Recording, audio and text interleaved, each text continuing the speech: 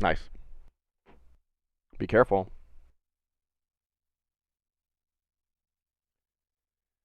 Oh man.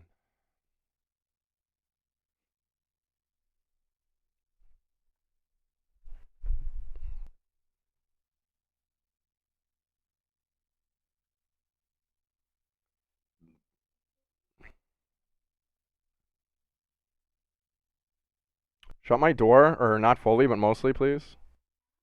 Can you shut my door, please? Not fully, but for the most part.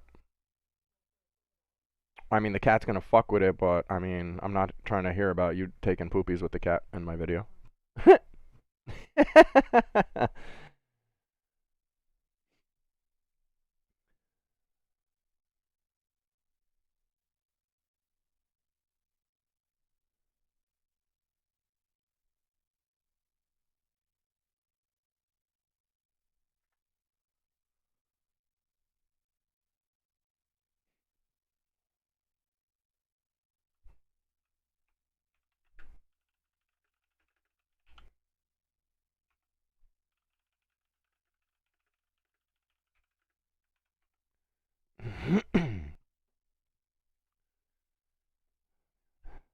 Oh.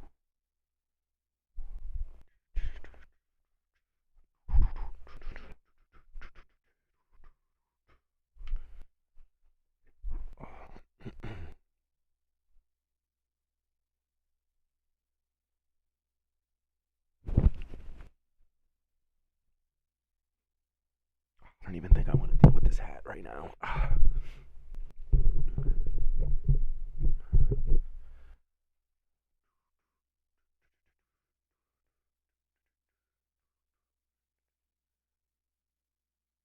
Views in 60 minutes. You. Hello. What's up? What's up? How's it going? Not too bad. Yourself? Going pretty good. You feeling better than this weekend, I guess? Yeah, way better. Nice. Good. Still tired, but Yeah. at least not dying. Yeah. Right. How's your sense of smell, man? Fine, I think. Have you noticed like any loss of it? I heard that's a huge thing. You get loss of taste and loss of smell.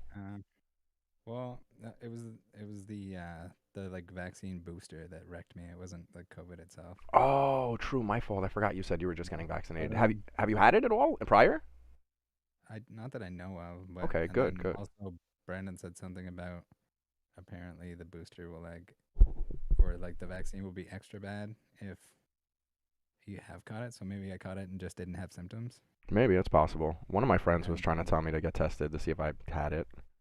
yeah, man, oh my god, like, and it doesn't make. Well, I don't know. I had Pfizer twice, and then I had the Moderna Mm. for the booster, which is I think it's only supposed to be a half dose of what the boosters were. Okay. But man, it was worse than the other two combined. Damn, that like, sucks. I was like fucking freezing. Like, had the chills so bad. I Oh, slept damn. down in the basement next to wood stove, Oh, and I still fuck, couldn't bro. like warm up. And then That the next morning, like splitting headache, and it was kind of the same thing the next day, like the next night and morning kind of thing. But yeah, man, I don't know. It was probably worse than getting actual COVID. I don't know. Yeah, I don't know, man. Some people get really, really mild cases. Other people are dying on respirators. So it's I don't know, man. It's unfortunate. I'm gonna probably get Yeah. muted and demonetized streaming this, but hey, fuck it. Oh yeah, yeah. Don't do that. We know what it is until I'm actually partnered and I make any money. Like I don't really care if they strike me, bro. It's fucked up. I play Beat Saber a lot, and if you Yeah. play any songs that are downloadable packs that are allowed to be bought in the game, if you play any of them, you get a copyright claim, bro. And like BMG or whoever Um, owns it gets the money. I mean, they don't strike you, but you get a claim against you. yeah, that's rough. It's dumb. It's really dumb. Yeah, I don't know. Like, I used some like non-copyright music recently, and I got auto claimed. Oh, Like, really? it's such a pain because then like it holds the funds basically if you dispute it. It's retarded, bro. They released it eventually, but it was like, oh, watch, like these people are like baiting out non-copyright music so that I use it, and then they can claim the video. It's retarded, bro. It's almost not worth it to add music nowadays, dude, with all the laws and shit that have changed. Which I Yeah, guess it's I think you just fine. gotta be careful where you take it from. Yeah, I mean, you gotta understand, like the artist, I guess, deserves their cut, even though the label's probably screwing them anyway. But I mean, it's just a way to protect them, I guess, after all that nonsense back in the '90s with Napster and Metallica and all that jazz. Yeah, I just wish there was like a better way to do it so that it could be like, I get it, you shouldn't like have like front to back album cover with nothing but like, you know, your voice isn't over it or anything like that. But if you're playing it in the background and there's like constantly conversation or something else going on, seems a little extreme. Yeah, just like when I was Like, when. it's not like their God. full album or something like that. If it's like one song that plays for, and it's not even the full duration of the song. And you're not even luring them in with a clickbait title that says, "Yo, this song is playing." I mean, you might reference the Yeah, song, go, "Hey guys, this song is amazing. If you like it, check it out." Which all it does is expose the artist more. yeah. So, but Or dude, just make it so that like if it recognizes a song, but like automatically force it to credit the artist or whatever in the down below kind of thing with like a download link or something. yeah, that'd be good. Because people want to. I don't know. That's just me. I don't get it, but Well, they did the same shit to me with King of the Hill, bro. I was opening, I think, a Darkness Ablaze booster box one day, and my wife had King of the Hill in the background. We were both watching. uh, yeah. Wasn't anywhere on the screen. You were totally looking at Pokemon, but yeah, I got that nice strike for that. Damn. Yeah, that'll get you. All right, I'm gonna move us. Hmm. Mm,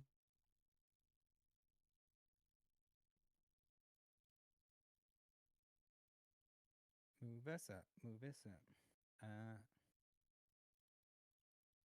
Mhm.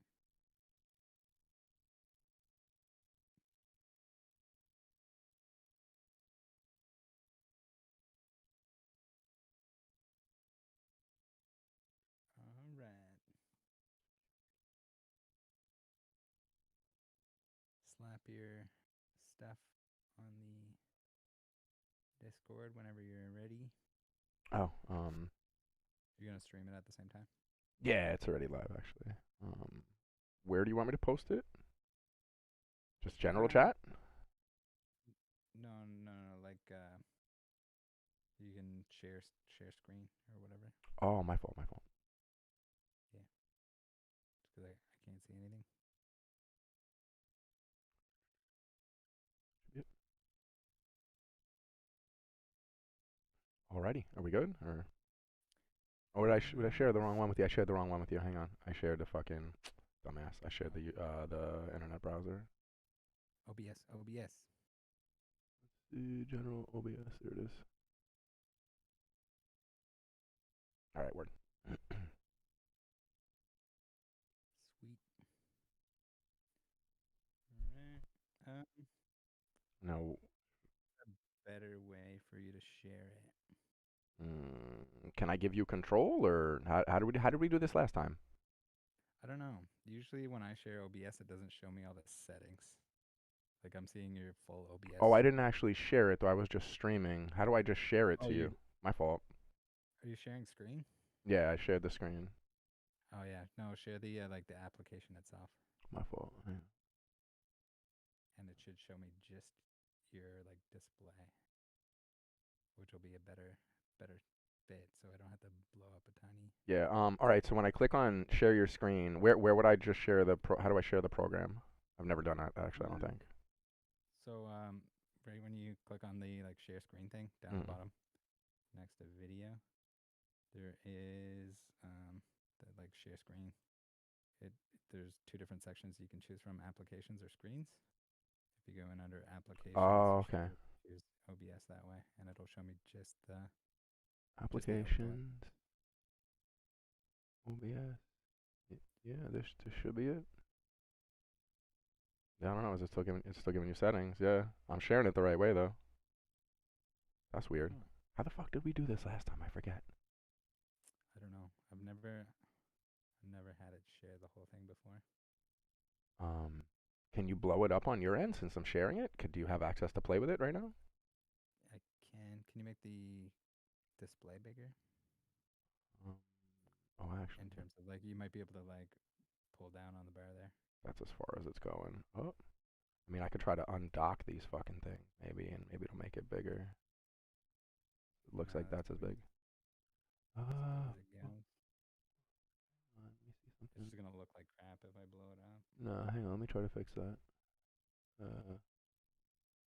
we go. Let me try to share that with you instead. Give me 1 second.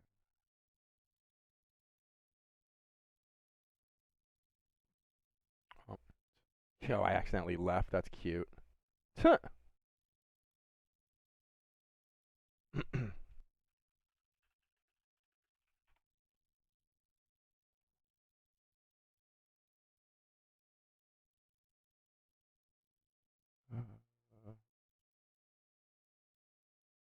Yeah, my fault. Sorry.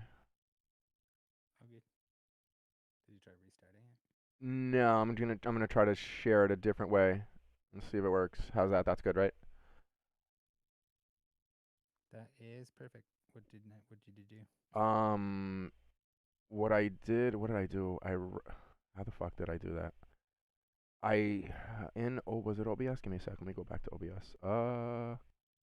I right clicked on OBS on the main screen and I clicked on full screen projector preview and I clicked the monitor I wanted it on and then I shared that specific monitor with you. Interesting. I'm just wondering, how are you gonna get sound? You're gonna have to get. What's up? Sorry. I was just saying that it definitely shouldn't require that, but I mean, if you think we can get it the other way, I'm down to keep playing with it. I honestly forget how we did it last time. no, this works. All right. But it's weird that you have to do that. It might be just that you have an older version of OBS and it's acting weird. Oh, that's entirely possible. Sometimes when I see a new version come out, I don't upgrade, to be honest. I used to use XSplit a lot back in the day, and when they have these new builds that come out, the first week or two, all the bugs are still there, and I've gotten fucked a few times, so I just kind of wait. Yeah. Let's see. Make sure my corners are cornery. Huh. That is a picture I want to move, though.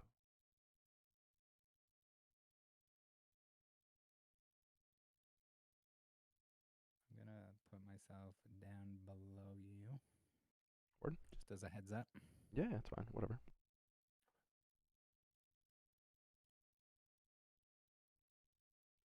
Holy piles. You could put yourself next to me, bro, and we could look like we're hanging out. I could pretend to put my arm around you and shit. But yeah, I don't know how you want to do this. Essentially, all the packs in the front came from boxes. I got bored not opening packs, so I just started opening boxes and just organizing packs, bro. Breaking it down. Yeah. And then I bought some loose packs off of Mercari and then random shit. So, um, you've got like half a booster of Vivid Voltage. You got maybe close to half of a Darkness Ablaze. You got a stack of Battle Styles. Got the Steam Siege on both ends, which we don't have to open them. Got the 3 Jolton, I believe, tins. The UPC and then the 2 boxes behind it. So the 2 boxes behind the UPC and the UPC will obviously have celebrations, and then I have a stack of celebrations here. So I don't know if you want to open something and then put it with the rest of the packs and do a huge pack opening. Like, I mean, whatever you think. I know you're only trying to do roughly a 10-minute video probably, so whatever you want to try at first is fine. Yeah, it doesn't matter. I mean, they're your packs, so Yeah. whatever you feel like opening. It doesn't really matter, bro. Either way. UPC is probably the most fun, but if you want to just do like a stack of any particular scent, then we can do that too. I If don't there's know, something man. that you really want to open. I don't care either way. I really don't.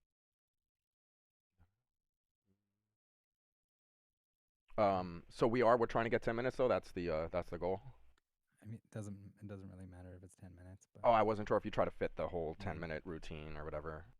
Oh no, I think it's 8 minutes now too. So Is it? if we're really trying to aim for that, I think it's just like the ideal ad length or something. Yeah. But as you know, I have videos that are an hour and 15 minutes long. Yeah, So that's true. Yeah. I'm not forcing anything to be too long or too short. All right, word. What we'll do. Let's open these. I guess I'll wait until we go live and then I'll pull them down. But we can open the 3 Joltian, whatever the hell his name is. I'm gonna sound like an idiot, bro. Who the hell is this guy? Bolt end. Close. Bolton. There you go. bro. That's why I need people like you with the Bolt, knowledge. bolt, bolt-on tints with the shiny bolt-ons. Bolt on. Oh, there you make sense. He got a bolt on his tail. Bolt on. There Yeah, you go. See, always I think he called them Joltend. Jolteon Plus, or it's like a something. Jolteon. It's like a Jolteon and a Bolton combined. That's funny.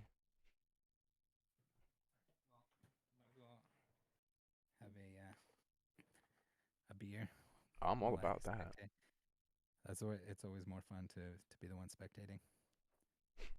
Uh, all right, give it a minute or two, and we'll go live. Yeah, I got a friend or two I think watching via YouTube.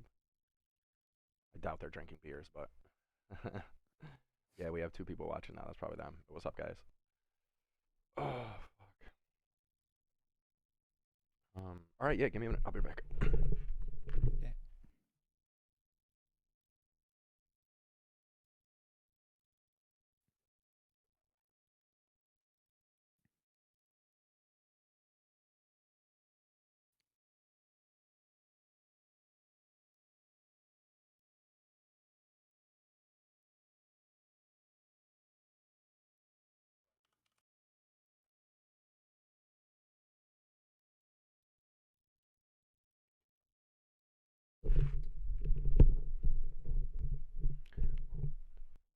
All right.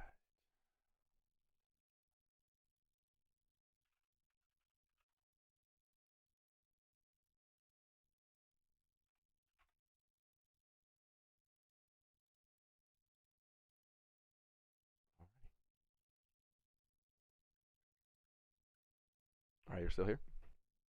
Yeah. Word. All right. Yeah, I guess we can start whenever you're ready. Let me know. All right. Do we make a decision? Are you doing Bolton tins? Yeah, we'll do the Bolton tins. You want me to put them in front or just grab them as soon as we start? You can grab them as you go. I guess doesn't matter. All right. Word. Cool. All right. Talk a little bit for me. Just make sure that I'm picking you up. One, Oh yeah. two, three. Poop. Poop. Poop test. Poop test. Hmm. Gotta poop 'em all. All right. I'll give you a countdown here. Word. Three, two, one. Hey guys, What's welcome up? back. We're here with Monstir. He's got what looks like a horde here of Pokemon products. Yeah, we got a nice little collection here, man. Just randomly I buy stuff, dude. Whether it's a sale, a new release, or some guy on Twitter posting that, hey, you should go buy this on Target. But anyway, yeah, I was lucky enough recently to get these Bolton tins from Target, man. They were like, I forget, I think they were retail price actually, which is the only reason I hopped on them. Definitely on the hunt for that shiny chorizo and whatever else we can get. Know I got a couple of friends watching now. If anybody sees any cards, any pulls that they want, any hits, man, join Rattle's Discord, hit us up, and we'll try to get them shipped out to you. All right? And at Monstir.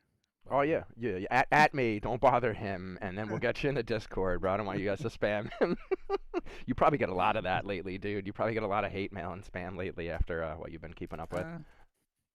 Not a lot of hate mail. I've got a lot of is this real? All right. Oh, they go. You're the guru now. That's what it is, bro. And yeah, I'm the new collectibles guru. Got the nice promo. It's pretty cool. Bolton promo. They're nice. They're shiny. Yeah, it's always nice to get the a shiny as a promo. That way, if you don't hit any on the inside, you're not Three, too four, disappointed. six. All right, all 6 packs down Although there. in 6 packs to not get at least a baby shiny, I mean that's how it be crazy. though. There are a lot of baby shinies. I should be buying those right now, actually. Oh, bro, if you see any that you like in this opening, they're yours. I actually got a Yeah, white code card. Don't mind the shaking. I have the shakes. Runs in the family. All right, what is it? The fifth card? 3, 4, 5, right? Or the 5 goes on top of the 4, right? I probably did that wrong. don't ask me. I don't do pack tricks. Oh yeah, I usually don't care, dude. I'll be honest. Some people really care. They like the suspense. For me, I'm just Yeah. like the suspense of what getting let down by not getting the hit. Like I don't know really what you're waiting for. But Rusted shield. that's it, bro. How are they gonna give me a white code card and just give me that one reverse hollow? It's pretty weak.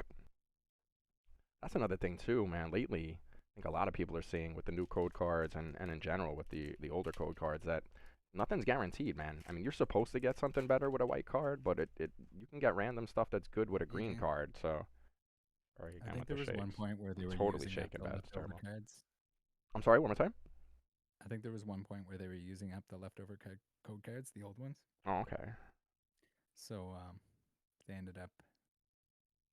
He had something, Yeah, I got maybe. something. I didn't do the trick. Oh, look at that. Nice. Oh, An amazing rare. double something. Look at that, bro. I got a few of them. If Yep. anybody wants this, And let me know. And then we got an Al Creamy. nice. I don't know if it's a boy or a girl, but they're creamy. Al Creamy. Full art. Pretty cool. Nice. And then I'm touching it. Oh, don't touch it, Monster. You get your fingerprints on it. Cool. Nah, it's fine. You can touch them. Uh, where? Yeah. as, Here. as long as you're not eating Cheetos at the same time. Yeah, right, dude. fine. By the way, The old nice something Charizard or pack. But yo, congrats on all the notoriety you're getting lately, bro. All the props from different streamers, man. I mean, I don't watch all of your videos. I when I'm at work and I'm passing time, I definitely put them on. But to hear no one watches them all. what was that? I'm sorry. I said no one watches them all. There's probably a select few that watch them all. I bet there's a lot of videos, and I don't expect everyone to watch everything. But Yeah. that's there's a variety there. If there's certain stuff that you like, watch it. If there's certain stuff that you don't like, don't watch it. That's the thing. Again, a lot of your detective work videos are all speculation. So for someone to come at you and tell you you're wrong, it's like, well, I might be, but this is my opinion. So in my own head, this is what I'm gonna believe. You don't have to believe it. But in general, it's funny too because once you watch one video based on something. So I was watching those Logan Paul videos of yours, and then other Logan Paul videos are coming up. And dude, I saw some random streamer that I've never seen before, dude. Maybe 10,000 followers, some shit like that. And here's a video by Rattle Pokemon. And I'm like, bro, who are you that you're talking? I've never even heard of you, right? And then I'm really familiar with SM Pratt. Like I watch a lot of his videos. I'm actually subscribed to his Patreon, and I've been watching him for the better part of a year now. And to hear him mention you several times in his video, I was definitely impressed for, and that should be right. Mhm. Yeah, dude, your awesome detective work. It's this, it's that, it's the third, and he's like a big player, man. I don't know how much you follow him, but like if you need investment advice or you want to look towards someone who's really made a killing in Pokemon over the years, like Pratt is definitely the man to go to, bro.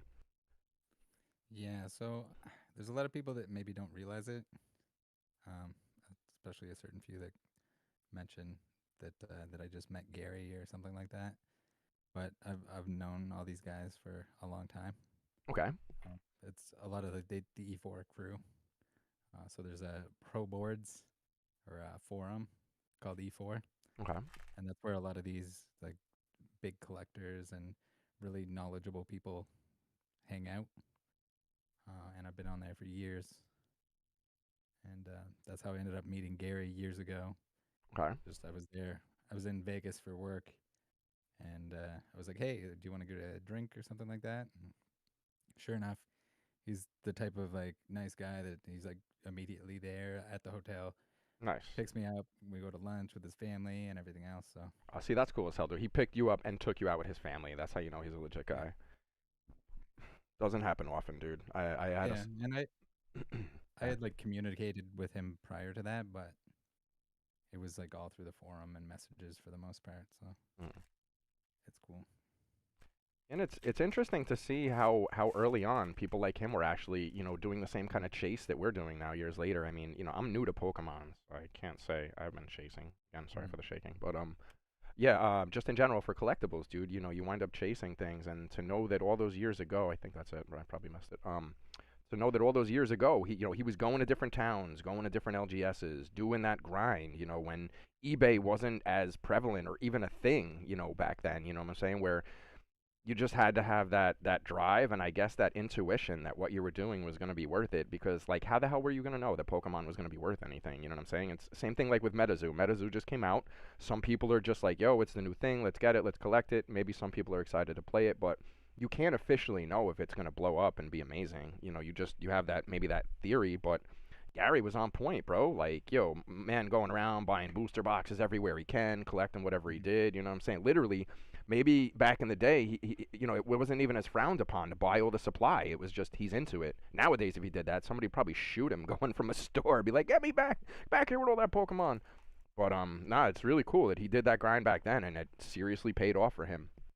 Same thing, Yeah, like, and uh, there's a lot of like really dead periods in between, and that's the thing that people don't maybe realize is with him and anyone else that's like really collecting for the enjoyment. And I think a large portion of that was him enjoying the Pokemon cards. hmm. Um, he also collects a lot of other stuff Oh, nice. that didn't do what Pokemon did over the years. Okay. But that's the thing. Like some stuff will, some stuff won't. Generally, if it's something that's still popular or it still continues on, then it's gonna go up in value at least somewhat over the years. But I mean, I think even him or anyone else that wants to claim that they predicted and no one knew for certain that it was going to go up or be the price that it is today. Terrible. So Yeah, I remember when I was back in go figure, about karma is definitely a thing, guys, right? So I didn't actually make fun of my friend for being in a Pokemon years ago, but he was, he used to just come to me and shove these things in my face, random cards and action figures, and I'm like, bro, the fuck out of here, dude. I don't care. And his girlfriend used to just always laugh because he would be so psyched to show me this shit, and I'd be like, bro, go away. And she would just laugh, and he would be so discouraged. And I'm like, it's cool that you're into it, bro, but I don't care. And now here we are years later, instead of wasting money on recreational activities that probably would have put me away, I could have been buying Pokemon and maybe be sitting on a cool million right now, unfortunately. yeah, but I mean, hindsight is pretty difficult. Yeah. I mean, you just have to. Sometimes you just have to know. Again, you just have to have the feeling, and then other times, like look at Pratt again as an example, where he was into the cards. He wound up, was smart enough to contact the champs after the Pokemon events to actually collect their cards. And here we are, 25 years later, and some of the championship cards are worth what, 1 million, 2 million, 7 million, whatever he's charging. If you go to Pratt's YouTube, not his YouTube, if you go to his eBay channel, eBay store, there's ridiculous cards on there for stupid fucking money, bro. And I know he's already sold Yeah, some of them because he's had multiple copies over the years. So that's one of the reasons why I actually subbed to him, dude. Was I just, yeah, I'm not gonna do everything he says, but he's obviously got some kind of knowledge. He talks to you about appeal and the basics of what a card should have and this and that, and he kind of gives you a real good look into Pokemon and how you should look at it if you're not just trying to rip packs, man. Because ripping packs is where you waste money, dude. yeah. But I mean, if you're going to do it, it's probably the stuff that is brand new and at its cheapest. Yeah, see, that's another reason I wish I got enough. It's a, Okay. I try to tell people that too. Like, if you don't enjoy opening the packs, don't open the packs because it's it's not a good way to like directly make money. Hmm. Otherwise, everyone would just open every pack. Yeah. So even like the older stuff, and the rare occasion that the pack, like the expected value of a pack, is higher than the price of a pack, people are going to open it to the point that it's not anymore.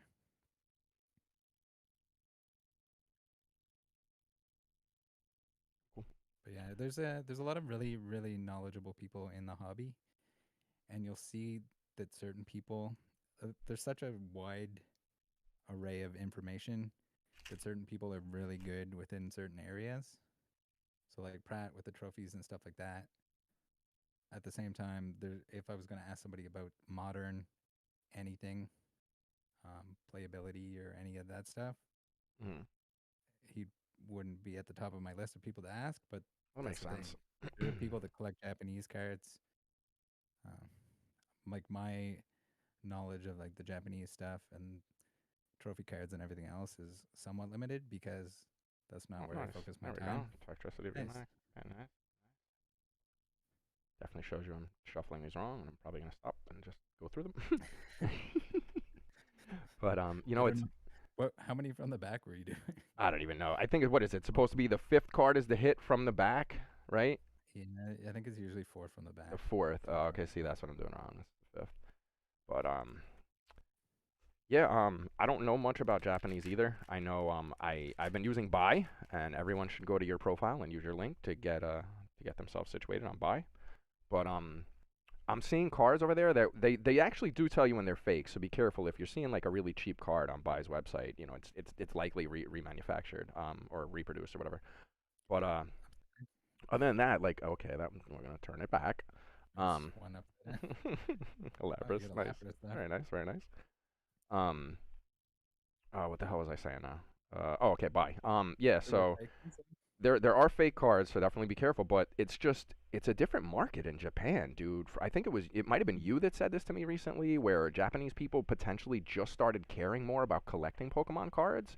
So like you're seeing a lot of cards come up for sale on buy, and some of them are at prices that I just don't think the people realize what they have, or they just maybe they're new to auctioning sites or whatever it is, but I've been finding some amazing cards really cheap, like anniversary cards that, were in the promo packs in Japan. Like, the promo packs are going for like 11 to 20 bucks, bro. I'm finding some of the cards for like $6. And then, you got to pay whatever fees buy charges you. But, I mean, I have a bunch of Charizards coming to me. I got a couple of Pikachus, a couple of Mews. I'm getting like Haunter, not Haunter, Gengar cards for my buddy, like all kind of random stuff that is on the cheap, dude. And then you go to Mercari's site on side of buy, and it's like the prices are like doubled, bro. But if you stick with Japan, Japan's Yahoo Japan or whatever the auction site, that thing is awesome, Yeah. bro. Been really good to me. All Hmm. right, so we got Some of the two things auctions, down. you got to be a little bit careful because they'll put a price on it that's way above like a starting bid that's way above what it should be, or like basically an asking price. Hmm. So it's similar with eBay, like you were mentioning about Scott's eBay or anyone's eBay for that matter. Anyone that has these high value items, Hmm. people are like, "Oh my god, I can't believe they're asking that many dollars for whatever card it is." But sometimes they just have the price marked up because they don't actually want to sell it, Which makes either sense. to gain attention on it, or maybe they're going to sell it at a later point and they don't want it to sell right away. Or maybe they just, okay, if I'm going to sell it, this is how much I want. And if it sells, it does. If it doesn't, it doesn't, Yeah, kind of thing. So I've I seen get that some of every that. now and then, even on my own eBay. If I'm like, if I don't really want to sell something, like the price is marked up on it. But it's not because I'm expecting someone to buy it for that much. It's more just I don't want to sell it right now and I don't want to take the listing down. So Yeah. See, that actually bit me one time. From Gears of War, I had one of the replica weapons up for sale for like the longest time. I actually forgot I was selling on the Amazon seller and marketplace, and I had it listed for $750, dude. I bought it for 200, and somebody bought it, and I'm like sitting there like I don't want to sell this, and I actually canceled. I actually canceled the no, dude's sale, bro. if yeah, if you don't want to sell it at all, even for whatever price you put on there, whether it be outrageous or not, then better to just not have it listed at all. Because if you forget about it and then all of a sudden the price gets there, I would have whenever never the price guessed. gets close, then Would have never guessed, bro. I really wouldn't have. Just, I felt bad for the dude too. I actually went on Amazon and I hunted down another one of the same weapon, and I wrote to the seller and I'm like, listen, bro. I'm like, I have one of these, and the dude tried to buy it from me. I'm like, I declined his sale because I actually don't want to sell mine. I'm like, yours is listed for 50 bucks higher. I'm like, if you're down to go down 50 bucks, I'm like, this guy will buy it from you instantly, pretty much. And I don't know whatever happened of it, but felt bad. I'm like, oh damn. I'm like, that guy was psyched to buy this Lancer for dumb money, and I canceled his sale. I mean, his wife was probably happy when he didn't spend the 750, but yeah, yeah, that's always a bad feeling when that gets canceled on you. I mean, like I've only had it happen a couple of times to me on like items that were actually something that I was out searching for. mm-hmm. But yeah, pretty bad feeling. Even in like sometimes they're being genuine and or you have a pretty good feeling they're being genuine and they'll tell you like, oh, like I had this listed, but it already must have sold, or I can't find it, or anything like that. Another amazing rare and a trainer. Get us some peers. You're Ears, get your peers on. nice. You're getting like the double hits with the amazing rares for some reason. Yeah, if anybody wants one of these Reshiram, let me know. Hit me up at Monstir underscore on Twitter or Instagram or here in the comments down low, and we'll get you in the Discord. We'll get you in Rattle's Discord. We'll try to ship you out some cards. Whoever's interested, hit us up. Any of the hits you see, I'll probably give away today.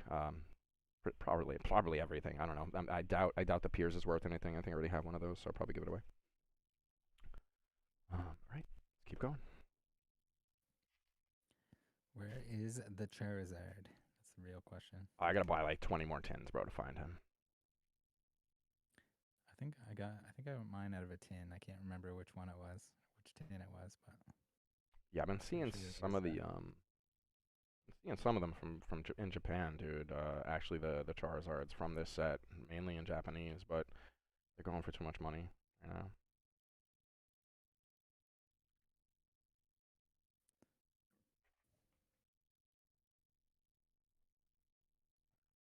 Alrighty, last pack.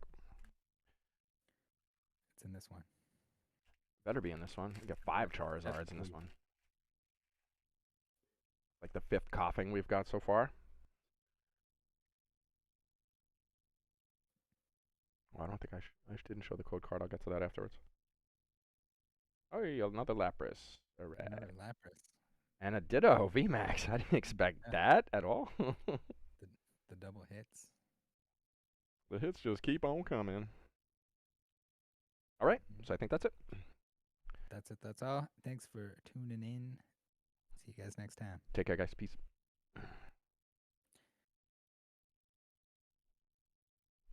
Not you live guys. Hmm. Just the video guys. Let's see.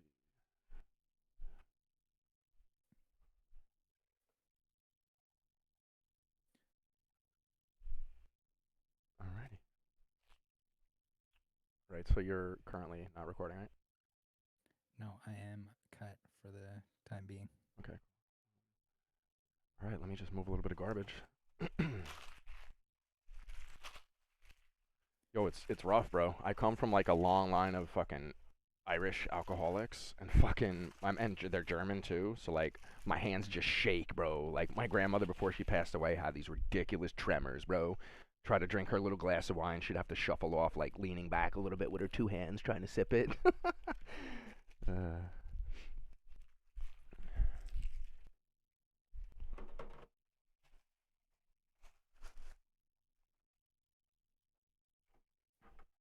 so you're French, right? You're French Canadian? No. Oh no. Mm.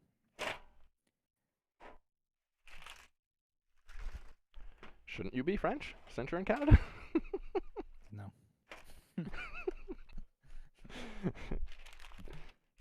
No offense, but no.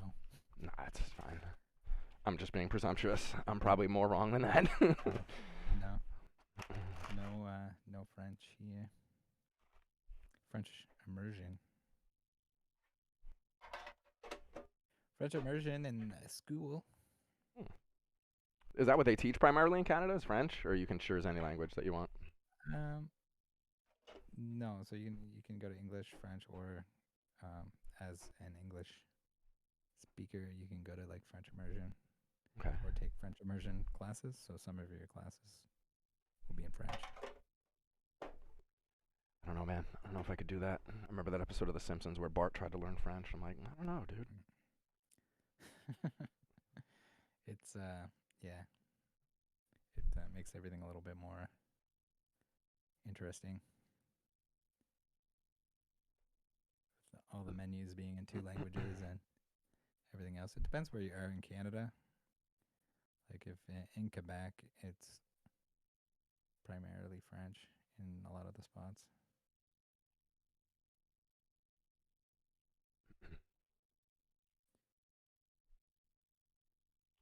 How do you guys with tourists up there? Like people hate on like out of country people. Like when you can blatantly tell there's someone that's a tourist. Um, I know like a lot of parts of the world hate some- Americans. Not to be judgmental, but they do. Yeah. I don't know. I don't think there's too much of that here, but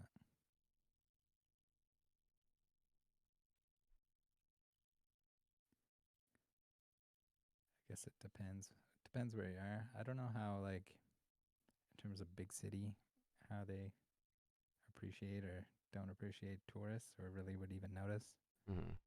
unless it's like somebody that's got like the camera around their neck and Hmm. snapping photos of buildings and stuff. Blatantly obvious. But I mean, the big city stuff is not too far off from what's in the U.S. anyway. So Yeah, I don't know. Everybody I've heard talk about living in Canada, it just seems so much better than the U.S., dude. I follow a lot of game developers, and a lot of the studios are in Vancouver, close by. Um, and it's a beautiful sight. You know, whenever they're taking pictures, you know, everybody that I've met that's been Canadian is just friendly. I just don't understand. Not that I don't understand it, but I guess just living in such a cutthroat environment, growing up in Jersey near the tri-state area, and just everybody's just on top of each other that no one's as friendly. But had a couple of friends over the years where just really laid back demeanor, dude. Nothing really bothers you. Like, you don't seem to stress out the same way a lot of people over in the States stress out. I don't know. Yeah, I saw a lot of that. Like New York is like the polar opposite to to smaller Canadian communities, I think, Mhm. where it's just like everyone's like yelling at each other and mad at each other and blaming each other for stuff, like just publicly screaming at each other. Seriously, dude. Whereas, whereas, versus like holding the door open for each other and like stuff like that, that you just like people. I think like even most big cities, people think that's weird when you hold the door open for them. I Like if do. they're I like, get strange looks. yeah, So people yeah. don't even say thank you, and I'm like, bro, I don't need you to give me $1. Like, I was just like trying to be nice, man.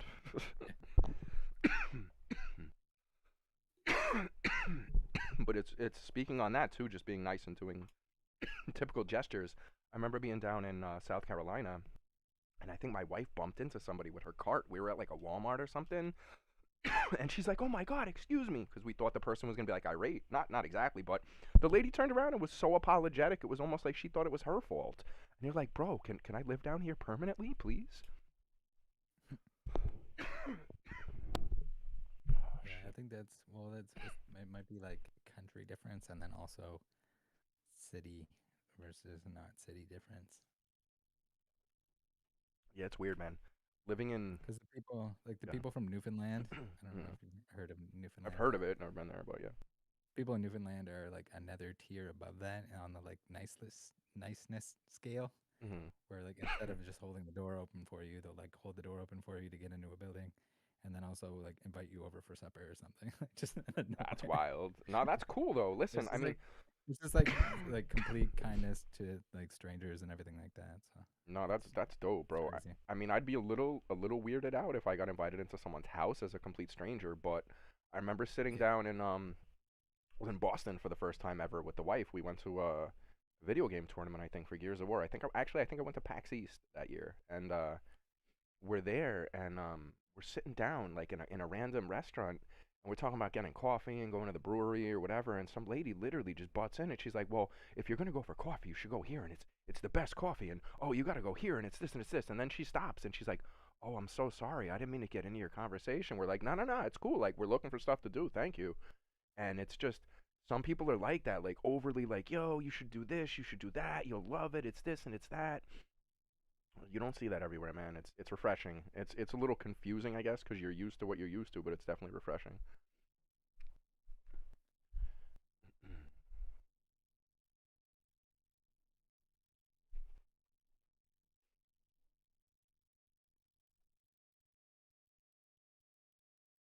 Nice. What are you feeling over there? um,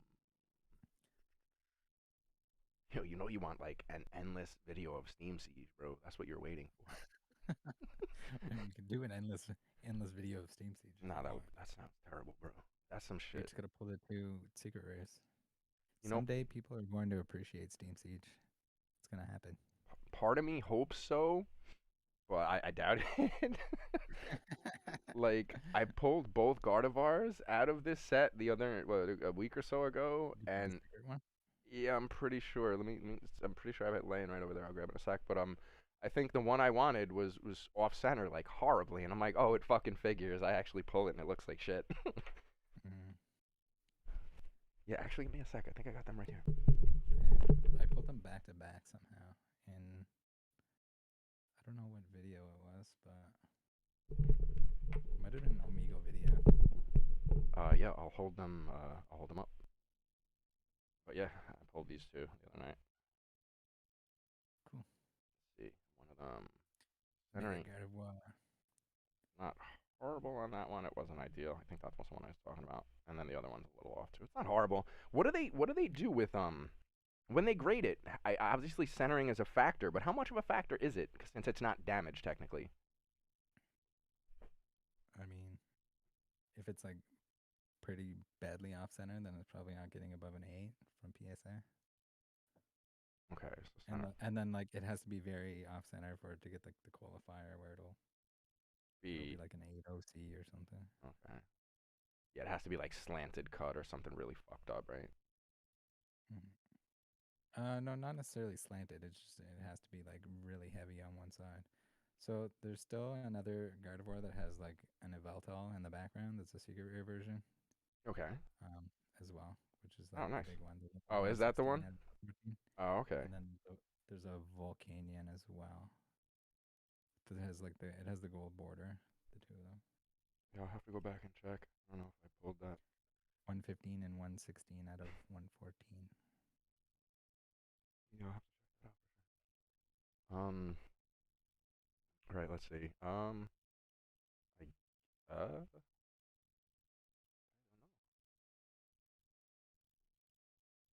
I guess we can open the UPC, man. Fuck it, whatever. Do That it. and we'll add these packs up top to it. Um, What is it? What's uh, up top? fucking like You probably keep those separate if you want. you want? I could do a separate video with those. I'm quote it. I am down. I give up on the Charizard. I'm just gonna have to trade Adam for his Um, celebrations Charizard.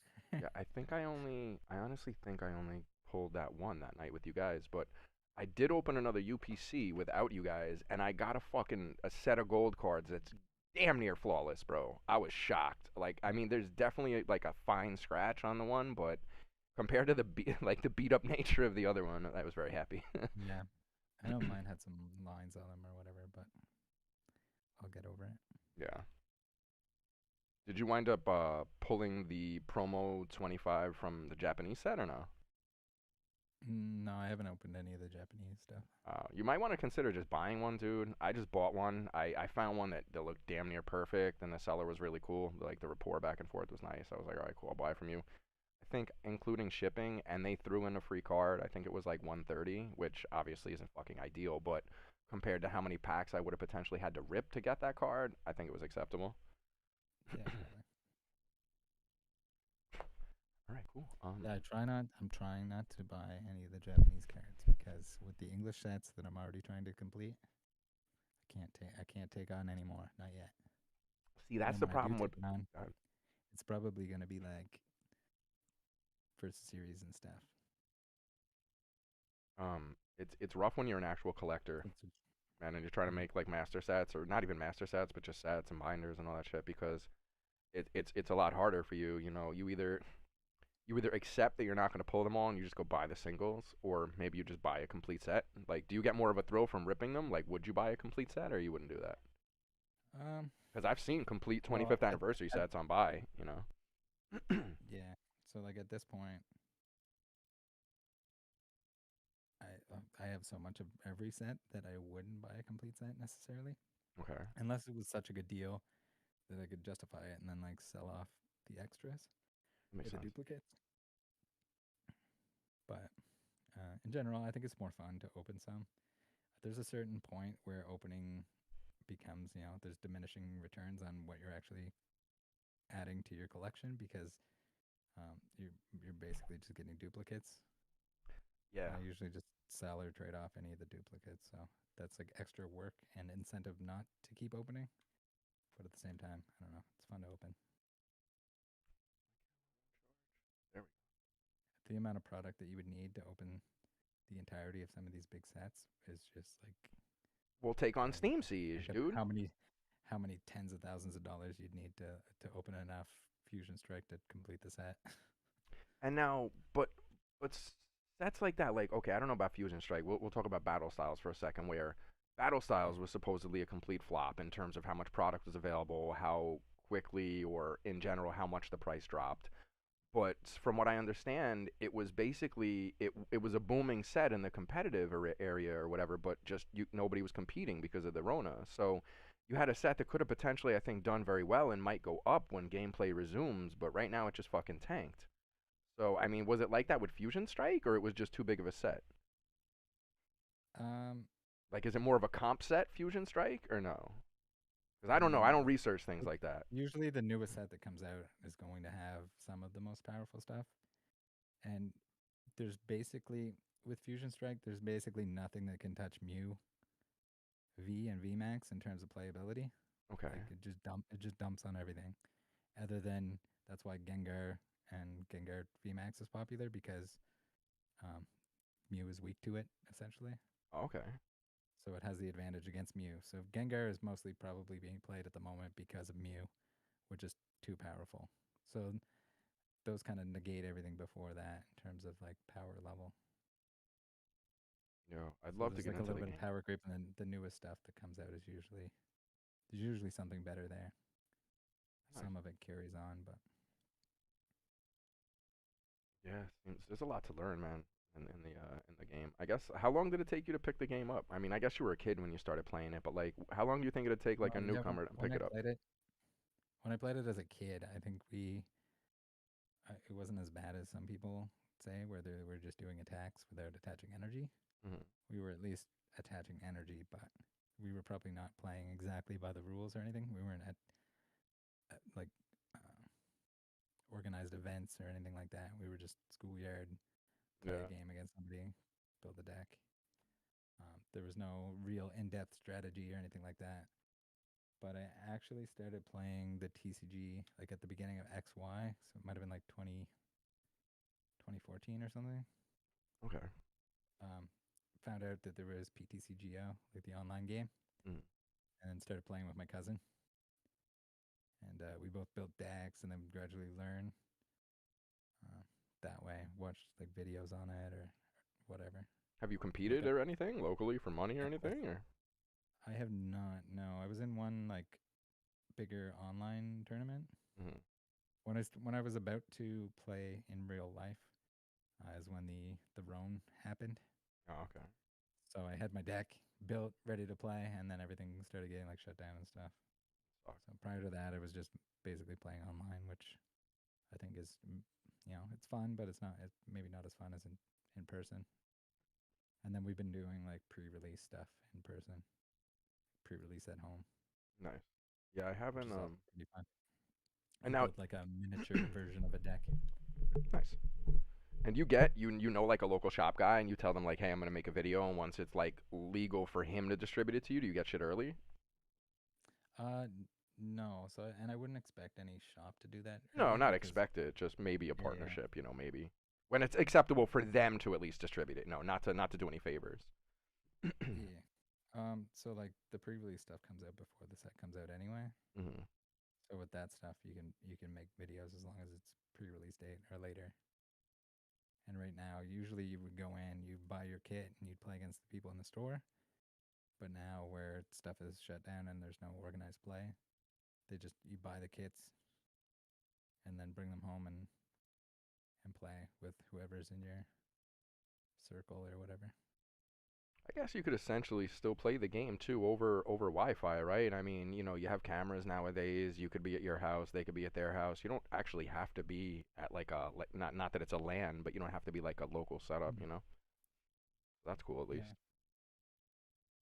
it'd be hard to get everyone to like have a proper setup and have it organized that you could see both playmats, but you could essentially, if two people had like desk cams, you could definitely make it work. Dude, everybody's got a cell phone, man. You're looking at my Pokemon with my cell phone right now, so not hard. Yeah, yeah, definitely doable. But Yeah. That's why like I felt bad for your man the other night, bro, when he's doing the aerial view of the Sailor Moon and I'm like, "Oh man, you don't even have like a stand for your phone, you poor guy." yeah, that'd be rough. But yeah, the tutorials and stuff on the game itself, on the like PTCGO client, are really good. And just like playing on there in general, whether it be against the AI or against other people, is just really good practice because it doesn't let you cheat or like go outside of the rules. It only lets you do the stuff that you're allowed to do once per turn, and everything else. And eventually, you're going to learn as long as you're picking up on your own mistakes. Like, oh, I should have done that. I should have done that. Yeah. And it matches you against people that are similar skill levels. So you're not going to get probably. I mean, not guaranteed, but you're probably not going to get trampled too many times before you're playing against somebody at a similar deck power level and skill level.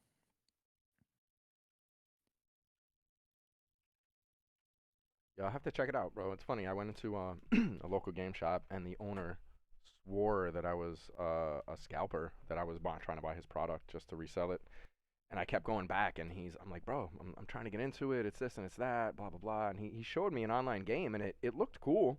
And he was about to get dominated, and then the dude screwed up, and he's like, oh, I don't know why that guy did that, bro. I'm gonna get him now. And he turned it around Yeah. and won, and it seemed cool. I get the premise behind Mhm. it. You evolve cards, and it's this and it's that. Like, I don't know all of it. It seems cool. I don't know that I'd do the Pokemon Go. I think that's a little too much legwork for me. Not that I'm lazy. I think it's just too much to get into, but the online card game is cool, dude. I'm into strategy shit. Like I play, Clash Royale and I played Halo Wars and I'm into like real time and like turn-based strategy. It's fun stuff. I even played Pokemon back in the day. Don't get me wrong. Like my one dude at the school like always had his Game Boy and I didn't want to be at school, so I'm like, oh, let me get your Game Boy, bro. Level up your Pokemon for you, and he was like, all right. So, but yeah, I definitely need to get into the TCG. If you want to try to make something out of it, dude, I know you and Blasty do things with the games, but I think I have about almost 1,200 code cards. If you want, we'll just start linking up randomly. You can maybe help me get into it. We don't even have to play against each other. We just play at the same time and just bullshit, drink beers, whatever. And I'll give you random cards. We'll give random cards to the chat. I'll give cards to whoever's with us and in the stream, whatever, dude. But I'm down to learn it. Cool. Yeah. I'd say that the tutorial matches are definitely the best starting point, just so you like to get the basic stuff out of the way, Hmm. where you have your one energy attachment per turn. You can use as many item cards as you want. You can only use one supporter per turn, and then to know at the end of your turn that's when you're going to attack, that kind of stuff. And then once you have that down, then you can get into like actually playing or building a real competitive deck where you're going to have like much more actions per turn. The goal is to like draw as many cards as possible so you can set up as much as possible Okay. on each particular turn. Is that why they tend to give Have you you so played like many? Magic or Hearthstone or anything like that? I played a little Yeah, bit of Magic back in yeah, the day. very similar. Is that why in theme decks they give you so many, like, let's say Charmanders, for example? Like, I'll open a theme deck and have like 5 fire energy and 5 Charmanders, like because they expect you to set up, I Mhm. guess, each individual turn. It's not just for the same turn. Right. So Okay. you'd want to have multiple setups. So like when one gets knocked out, then you have another one ready to go, kind of thing. Oh, okay. Okay, that makes Basically, sense. or where you have prize cards, you don't want to have like one Charmander in your deck. If it ends up in your face down prize cards, then you don't get it right away, and then you don't have access to it, even if you have some way to search it out of the deck. Yo, If that makes any I sense. gotta get into it. No, it makes to a degree. It makes complete sense. I Yeah, mean, I have to learn more. yeah, But yeah, man. Yo, it's a shame you only play fucking Valorant, bro. I mean, I know you're busy with other shit, bro. We can get you into some fucking yeah. Destiny or something, bro. Shoot No, I some don't have time. aliens in the face, bro. Zero time for Destiny. Nah, dude, that would Uh, consume your life I like don't even have YouTube much does. time for like PTCGO recently, which is again which trying is, to get which back is a onto. good thing too, dude. But I mean, you got to remember to take time for yourself too. I know, Mm. you're not a new streamer, but you are in a way. You know what I'm saying? Like you're newer, but you're established. But don't burn yourself out, man. You see a lot of these people get burnt out. I mean, obviously you're not taking any of the comments to heart, which is good. But just take time for yourself, for whoever's close to you, even just to chill with friends and drink beers like that Valorant the other night. That's an awesome time, bro, where you can just unwind and Mhm. wind down. But you're constantly busy, man. So I get that you don't have a lot of time. Like I see the videos. I might not watch them all, but I see all your videos, and you're definitely going hard, man. To make a fucking hour video that isn't just you talking shit. It's research that you've done, which may have had 6 days worth of work put into it, and now it's an hour and a half video. So that's pretty awesome, Yeah, man. so certain videos take a lot of work beforehand, certain ones not so much, but Yeah. depends what it is. I'd like to be able to speak into the microphone and not have to script everything out, which is definitely a harder thing to do than people think. But Yeah, I noticed that. Like, I make, like, just budget videos with my collection and dumb shit, and, I'll turn the camera on, I'll fuck up, I'll turn it off, turn it on, fuck up, turn it off. So, I mean, there may be, like, 3 or 4 takes before you just get into the flow of things or, you get in the zone or whatever. But it seems like to cover all your bases and really get your point across, it's worth it to be scripted. In the same respect, some people just don't think you're genuine. Like I listened to the one streamer from Gears of War, and while he's very knowledgeable, he's respected in the community. it sounds like he's just reading off a teleprompter, and it's just like, you got to liven it up a little more because that shit's kind of boring. And like, I get like a quarter way through his videos, and I'm like, you know what? I'll just type into Google what I'm looking for, but I don't need to listen to you anymore. So I mean, I can't say I've gotten bored from your videos. I mean, while you're scripted to a degree, it doesn't seem like you're reading off of a piece of paper. You know what I'm saying? So that's Mhm. good. Uh, Usually I'll have like notes or something, but they're just like point form. Make sure I talk about this, this, and this, yeah. and then everything else is just fill in the blank or stuff that I know that I'm going to talk about that's associated with those bullet points. I'm just surprised you're still going with this Logan Paul thing, bro. Like I gotta watch your last Well, video, but it well, just but it just you keeps gotta going. find out where It the just keeps origin went. going. People are like, "What the hell? Another one?" You're like, "Yeah, but we don't know the whole story yet." They're like, That's hilarious. "Congratulations, it's over. You did it." No, it's not over. Where's the criminal? But no, but I mean, still though, dude, just to show you, even though your videos have gotten reach and this has gotten a lot of attention, I have one of my closest friends that I game with literally texted me the other day telling me about Logan Paul. And I'm like, damn, I've been following this for a while. I wanted to mention it to him, but he's been like burnt out on Pokemon lately. And I'm like, damn, you're finding out about this like a month and a half later or whatever. I'm like, yo, there's still people out there that need more knowledge, bro. Not everyone knows. So keep making them, bro. And then the friggin' oh my god, the game journalists that like just keep paraphrasing each other till everything's wrong. It's just oh my god, it's painful. So now this man got a refund, right? And now the dude that he bought it from got his refund, or we're still waiting on that dude's Mm-mm. refund. He didn't get his So refund yet. So that's that's where going to lead to the original then criminal. That's what we're waiting on. probably maybe Well, let's hope. we'll find out. Yeah. It's So it's funny that the people that aren't paying or are being forced to pay aren't forcing someone else to pay them back. mm, it's weird. There's no mention of that at this point. But How much do you hear it's from the guy who sold it to Logan? How much has he been public recently? well, I think they made it pretty public that Jacob was refusing to pay. So now it's going to go to court based on that. But that's the only public information. It's just interesting, like Jacob, the guy that lies constantly, is all of a sudden doesn't want to pay the money back because the $150 million young man might not be a $150 million young man. Don't ask me how I know. it's all speculation. Don't get Only speculation. don't get mad. Only what I heard from people. Nobody watches my channel that likes Pokemon. I mean, when they see your name, they might, bro. You're a big dog now. I might actually get views on this video. Yeah. But yeah, it's rough, man. People fake a lot of things. Coming from a collector's aspect, I collect a lot of different things. I collect Funko Pops, for example, and about a year or so before the shutdown, the lockdown, whatever, I started seeing the Funko stickers that come on the package from stores like Toy Tokyo, who get exclusives from Funko, and all these different reputable companies, and even the sticker itself that says NYCC or SDCC, for Comic Con or whatever. This Mm-hmm. You can buy the stickers now on eBay. They sell replacement stickers on eBay, so you get the fucking basic Funko They're that wasn't official from the. ones? Excuse me. They're not official ones. They're Are not, they but they like look replica? fucking. They look the Yeah. part. You know what I'm saying? And I remember reaching out to Toy Tokyo on Twitter because I've been in their lines at Comic Con. They're fucking miserable. They give the armbands to people that are their friends or that show up early, like the whatever. Like I got there and bro, I ran to their fucking booth the minute the fucking place opened. There couldn't have been more than like 20, 30 people in front of me. There was already 500 people online. I'm like, come on, bro. But anyway, so I'm like, I wrote to them and I'm like, bro, like it's hard enough to get a fucking Funko from you guys.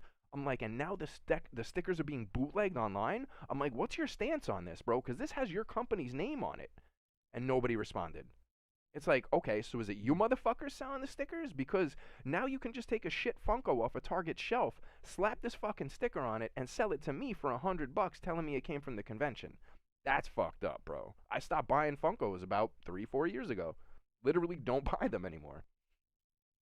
Stupid. Bootlegging isn't just in Pokemon, man. It's unfortunate, bro. That's why you gotta be extra fucking careful, dude. You can't believe anybody about anything. No, that's why you gotta buy from credible sources. And even if you're buying modern product now to keep sealed, keep the receipt. If it's a printed receipt, like thermal printed receipt, then take a picture of it, or if you have an online receipt, save it somewhere. Which makes sense. Which makes complete Because sense, bro. if you're gonna hold on to it for 20 years or 10 years or even 5 years, it's good to be able to show that to whoever's buying it. Yeah. I started doing that maybe halfway into my collecting adventures where I think I have like 2 boxes full of receipts, which one day it's going to be miserable to dig through them, but I can account for half of what's here. And if anybody, wants proof, it is what it is what I bought it for. This is what happened.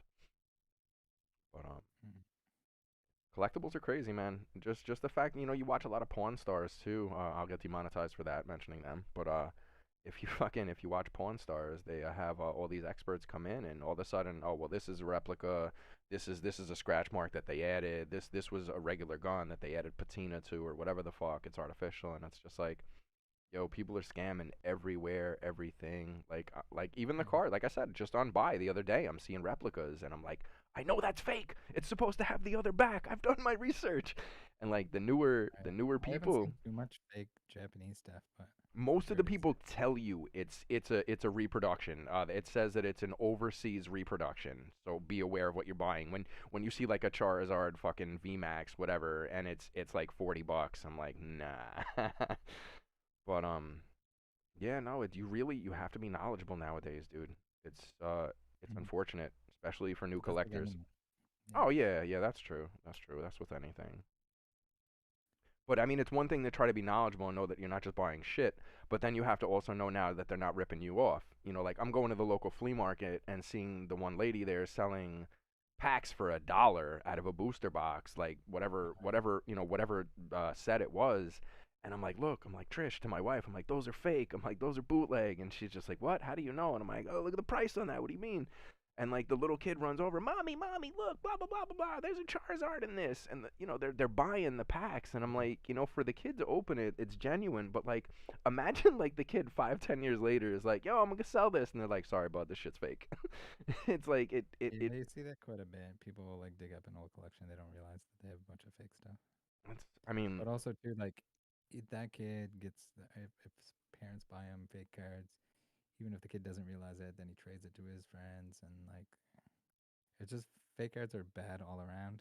People like to think like, okay, it's good for kids because they're cheap. It's not good because there's bad things that can be done with them, or bad results that can happen. They're just buy real cards and buy less of them, or buy more affordable ones or whatever instead of fake ones. I Is mean, my yeah, take on it. I mean, when you see a booster box for $35, I mean, you know it's fake. And then I've written to sellers like even to make it worse, like I know they're lying to me, but I'm just like, hey man, how can you afford to sell it for this when it's this and it's that? And I give them a couple of facts, and they're like, it's authentic, it's authentic, and like they swear up and down, and I'm like, yo, it's an authentic product that you just had reproduced. I'm like, just admit that it's bootleg, and whatever. And you're right, it doesn't add anything, but as long as people tell you it's bootleg, I can respect that. And it would suck for me to turn around and be like, let me go scam somebody and tell them it's authentic, and not. But I don't know how much you look into bootlegs, but the actual original bootlegs and the original rip-offs from Series 1 are actually worth fucking money now all these years later. But the ones that are being printed now with the modern, it's just useless trash, bro. They're just confusing people, man, ultimately. Regardless of what other Mm-hmm. harm that you were mentioning that it might cause, it's just confusing people. Yeah, because even like when we were kids, like we'd get like a pack or two, and we'd be super excited. You don't need to have a whole booster box as a kid to be excited about Pokemon cards. No. I collected basketball cards, but I was psyched just to trade with the dude for his fucking duplicates down the street, dude. One card at a time. I was cool with it. It's got damage though. Do you care? I don't care. I need that card. Let me get it. Yeah. We used to collect Pogs, bro. That was my generation. I had a tube full of Pogs that don't mean anything. You couldn't even sell those for fucking like a tenth of what they were worth back then, dude. I don't know what happened to my actual Pogs, but I still have the Slammers, and I know I have a bunch of the sister Slammers. It's like a girl with freckles Okay, in a bunch of different colors. that's funny, dude.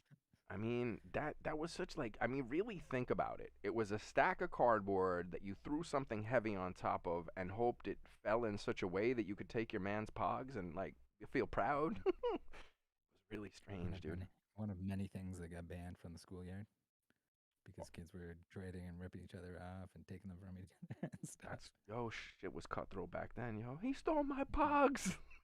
What? It's ridiculous. He used an unofficial slammer. Yo, bro, he bought that at the store down the street. Yeah. They lie.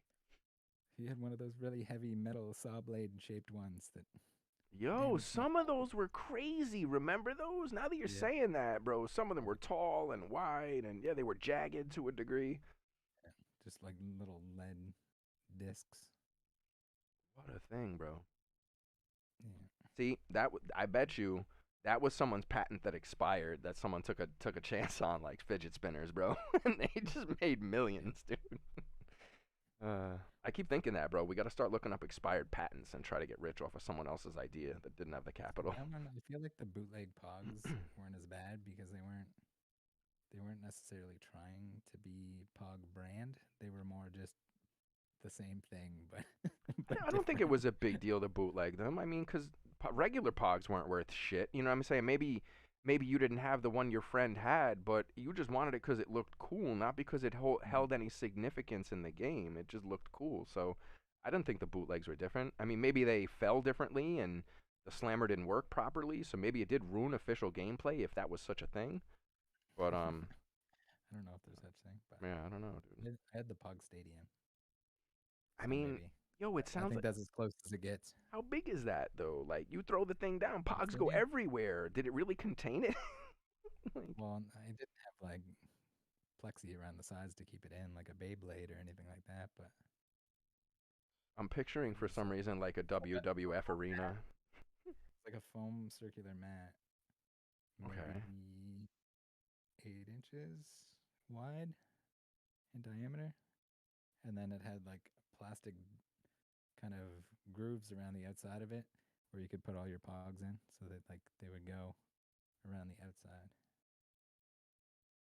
Sounds pretty Look wild. up Pog Stadium after this. Oh, yeah, I'm gonna do that, bro.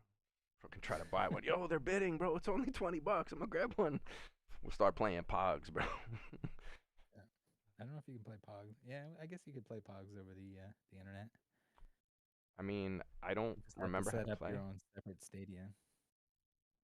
I think we always just you put them upside down and you hit with your slammer and whatever flips over you keep. So I think that's where a lot of the arguments got in and people winning each other's pogs.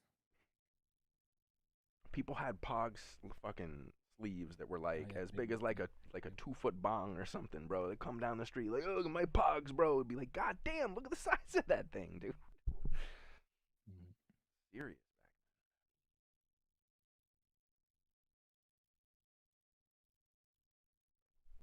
Oh fuck. All right, man. I guess we've been talking enough shit. You want to get to trainer box or the UPC? Yeah, do it. Word.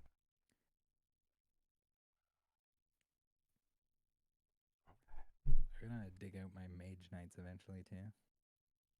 What do you have like? What is that? I'm about to ask you if it's a sealed box that you're gonna open. Mm. So Do you you're gonna- know? Do you know what hero clicks are? I do They're like actually. hero clicks, but before hero clicks, these were like their own thing. They're Dude, the same kind of. They're like little miniatures that have the disc on the bottom, and you click them when they take damage, and the stats change. oh, that's crazy. See, Yeah, they're sick. It's kind of like Warhammer kind of thing, but it that's has a interesting. disc on the bottom. They made those for Gears of War, like where they made the triple clicks or whatever, and I'm like, I don't really get what this is about, and I didn't care enough to Mm. research it, but I guess it was a game, so interesting.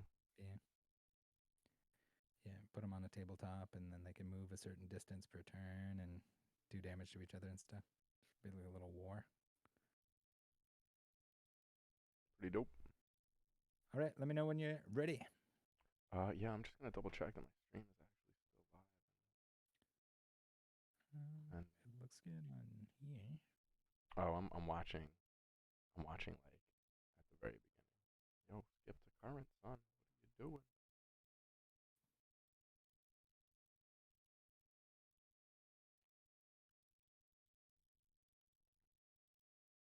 Live now. There we go.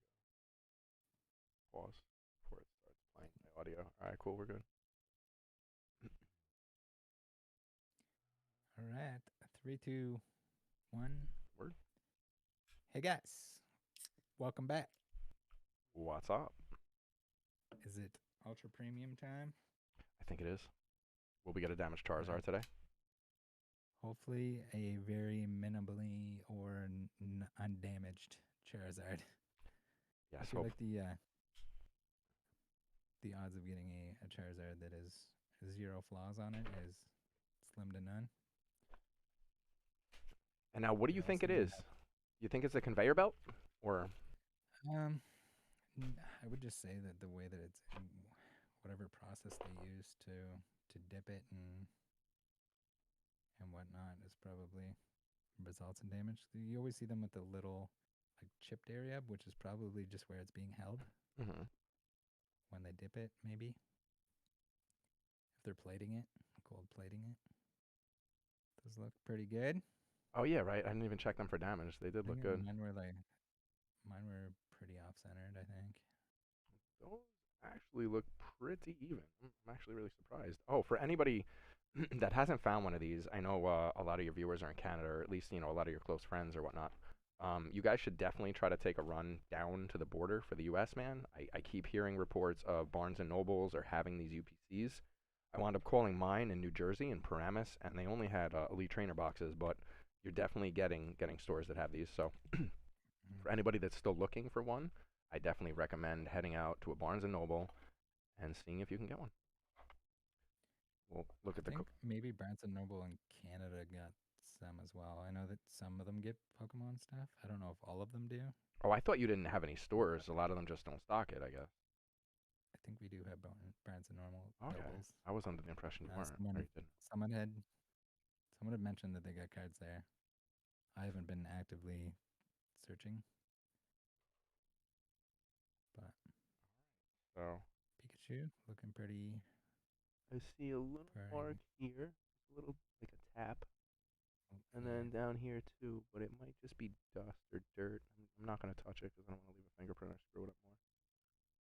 you need like one of those little. I have felt cloths here. I do. I use them for the Oculus. That's not bad. It's actually decent. Is that that was a piece of fuzz, so that leads me to believe there might be fuzz on the Yeah, front. it's probably just got a little dust or something on there. One of those little dusters that's like a squeeze ball. Get one of those to clear them off. Yeah, I definitely need that. I should really have That white gloves, dude. that I would say don't bother with regular cards, but with these, like I think no matter how clean your hands are, you're gonna leave some sort of fingerprint on it if you touch the front side or back side. Most of it should just wipe off I anyway. don't really see. Oh, there's a tiny maybe hairline scratch down here. There's a couple of dots. Just really hairline damage. Nothing Yeah, bad. Like I said, nothing no, nothing it looks compared to the really first good one. compared to what I've seen. Yeah. Just gotta make sure that I Like, wait enough time so that PSA doesn't yeah, damage it on me. yeah, definitely. I haven't heard anything about if they've like totally resolved the issue or if exactly what has caused it. I I've would also seen assume it's scratching on the edge of the container going into them by the employee, right? maybe I don't know. I think it has something to do with the sonic welding, if I had to guess, where the vibration might just not play well with the coating or the gold that's on it. Because Right. I've seen a CGC example as well that it looks like it did the same thing. hmm Seems like it's less likely to damage it, but just I mean, if you're not selling it right away, I wouldn't advise sending anything to anyone right now anyway. Definitely. I I don't think I'll ever sell it. Nice Garchomp. Um, But if you do want it graded and you can wait, then I think that's the play regardless, even on anything until the surely the price of grading will come back down at least most of the way. You know what? I'm not even worried about price, bro. Not like I'm balling. I don't want to sound like, like a scumbag or anything, but in all reality, they've hired so many new people at PSA. A lot of them either aren't qualified or are doing questionable practices, grading stolen cards, just all kind of craziness going on lately.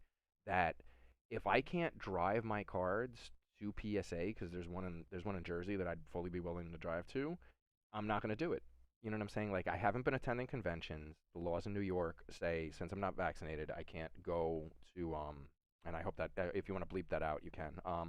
They say I'm that not I gonna believe they they say that they say that I can't go to Comic Con because of whatever credentials I need. So I can't even see PSA at the show to that. wait around and have the extra. I'll pay the extra fee to just sit at the venue while they grade my shit there. So it's gonna be a little while before I decide to have anything graded. You there? Mhm. Um, so yeah, that's that. And then on top You're of the accidentally going to save some money and time. that's the thing too. Like you said, eventually the the price is gonna go down. You know what I'm saying? To a certain Yeah, degree. You know what I'm and the saying? wait time as well. So like, That's another thing too. Imagine like, see now you're scared shipping your cards in, and now they're just sitting in PSA for like a year, and you got to worry who's touching them, booting them around, whatever, dude. I remember, SM Pratt's like, dude, you send your box of cards off, and you just say a quick prayer real quick, and hope that everything turns out yeah, all right.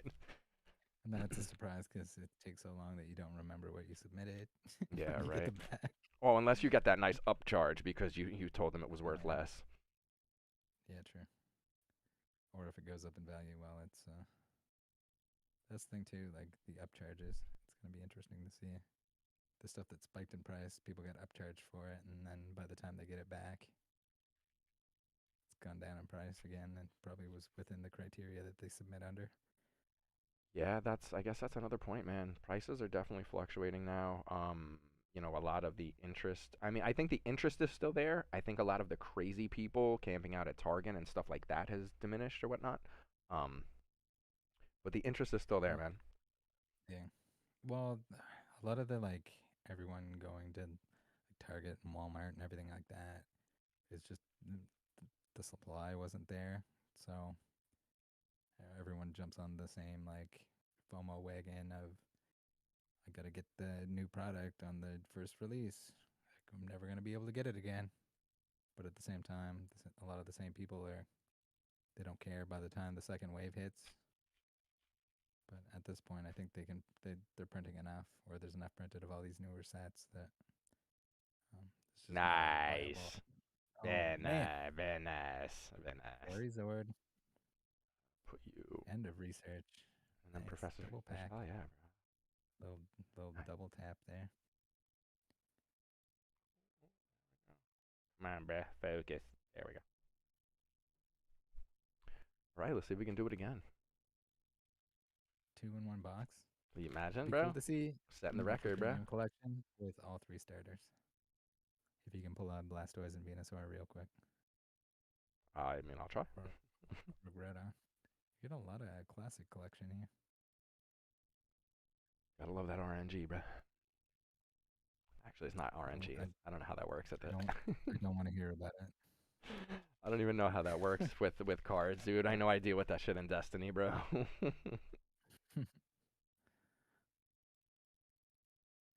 Another Groudon, regular Groudon.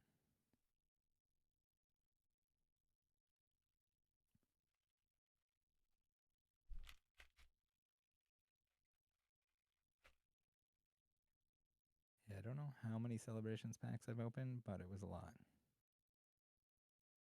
I was like, oh, I'll hit the Charizard someday. Didn't happen. um, I want to say that my other I've been doing Charizard pretty came from. good. What's up? I'm sorry, you haven't been doing good. What? I've been pretty good in terms of like pulling the Charizard from Charizard sets.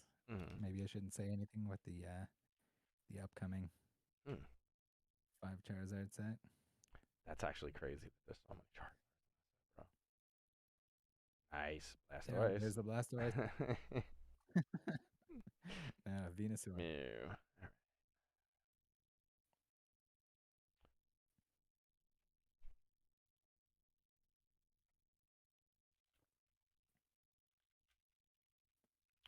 So now let me ask you. So the new set is called V Star, right? Or is that just a The Jap. box you got? Is that the Japanese one? The Japanese one, Oh, yeah. the V Star boxes. There's two coming out. Okay. So there's like a new, I don't know, gimmick or rarity, whatever you want to call it, or like type of Pokemon. Hmm. That's referred to as V Star. So And then the name of the set Brilliant is. Stars. God. Brilliant Stars is going to have V Stars in it, Okay. but we're getting sort of like a little couple teaser products that have promo versions of V Stars. And now, where does the name Starbath come in? Because I've been seeing that on buy. Star, is it Star Bath or Star Starbath. Birth? People are calling it Bath. It might be Birth. I'm not going to say it's not. I've actually Oh, been seeing things or labeled it as might be Bath. like maybe the translation is just messed up or something. Because I'm just curious because I see the V I Star thought it was thing. Star Birth, Okay. but I think that's one of the Japanese sets. That That's not Brilliant Stars. That's something else that either came out just previously or is coming out future, or is it that same thing? Because it's weird. I keep thinking I that V Star and Starbath are the same thing. yeah. So it's probably something along the same lines. The Japanese sets are usually like two sets combined into one Oh, okay. to give us an English set. Look at So it that. could I be don't one think of I've the gotten two. that one. Luxray. One of the two sets that are being combined into our Brilliant Stars. Okay.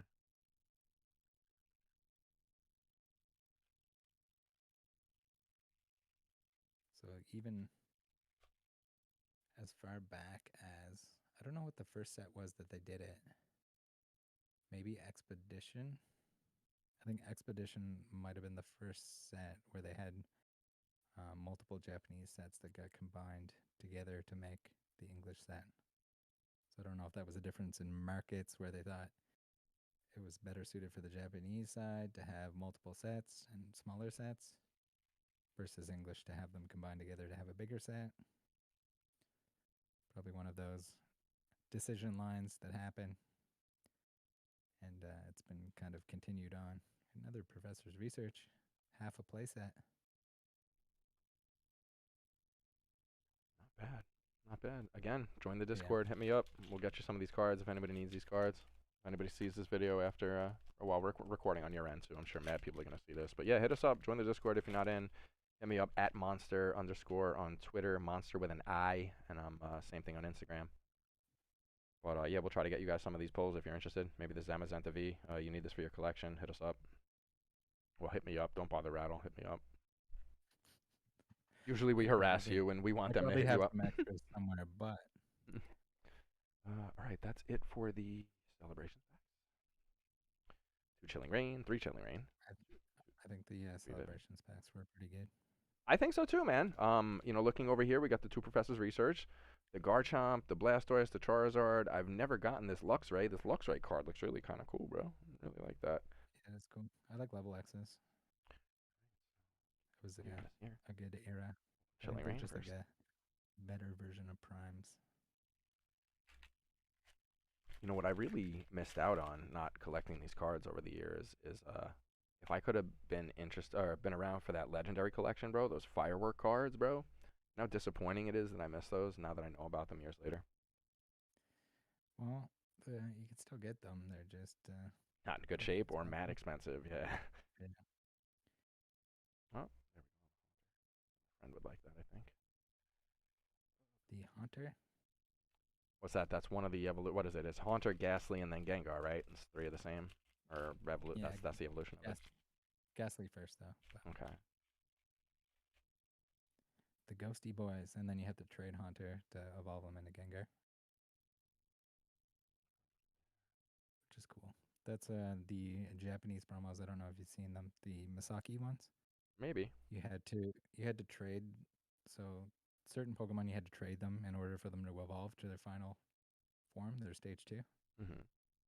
So the Japanese um, Pokemon company had this event where you would send in or mail in the copy of the card that would evolve, and they would send you back the evolved copy, and that was the only way to get those promos. Oh, okay, that's pretty cool. So those are like some of the really sought after Japanese cards because they're also Japanese exclusive.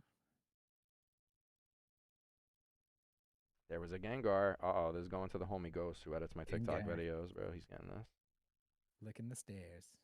He can lick whatever he wants, bro. I don't know about that. uh, uh, we'll go with Vivid Darkness. Hopefully, we'll pull a Charizard out of that darkness. Hopefully, we'll pull that fat Pikachu out of this, man.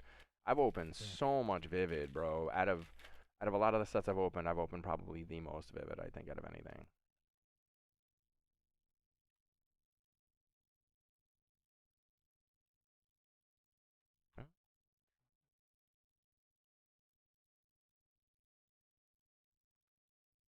Geronimo.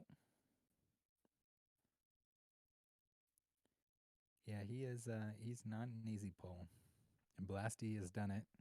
Oh, I really? think in eight packs. That's wild. That Never. it is what it is, I He guess, just man. You know, some people get yeah. screwed, some people get it easy. But I remember watching the one YouTuber that actually here first. Um, the one YouTuber that I think the night the set released, he was charging people $50 and he would bend a pack in half before he opened it. Oh yeah. And the stupid That's bastard had a chunk of chew in it. And I'm like, yo, really, bro? $1,500 card for $50? You're a dumbass. yeah. Well, it wasn't him yet though. What do you mean? So it wasn't the Pikachu yet. So I'd like to at least put my if I had to put myself in that scenario, you have to at least take into consideration the pack was only worth the price of a pack That before it was open. It's that just that's very true. unfortunate that it had the Pikachu in it. That's crazy, dude. I mean, I The guess, Evo man. VMAX? I mean, compared to how many packs I've opened and had fucking dud pulls, I guess yeah, that $50. I mean, imagine if you had a large following and you got like 100 different people to give you $50 and you just bent all garbage. Well, sorry, not to call it garbage. I'm sorry. Don't copy strike me. Yeah, if you didn't pull anything desirable, you know, imagine that. Like you clean up all of a sudden, you know. Yeah, I don't know. I'm not like a huge fan of the damage cards gimmick in general, like the rip it or flip it stuff that people did. I don't know. Doesn't do it for me.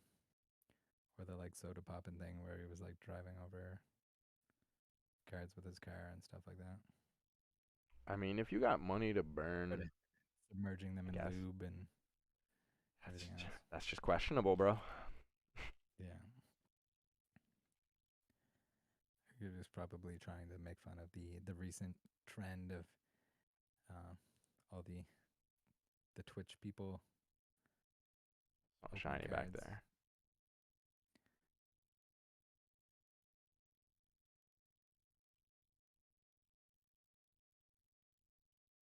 Clang.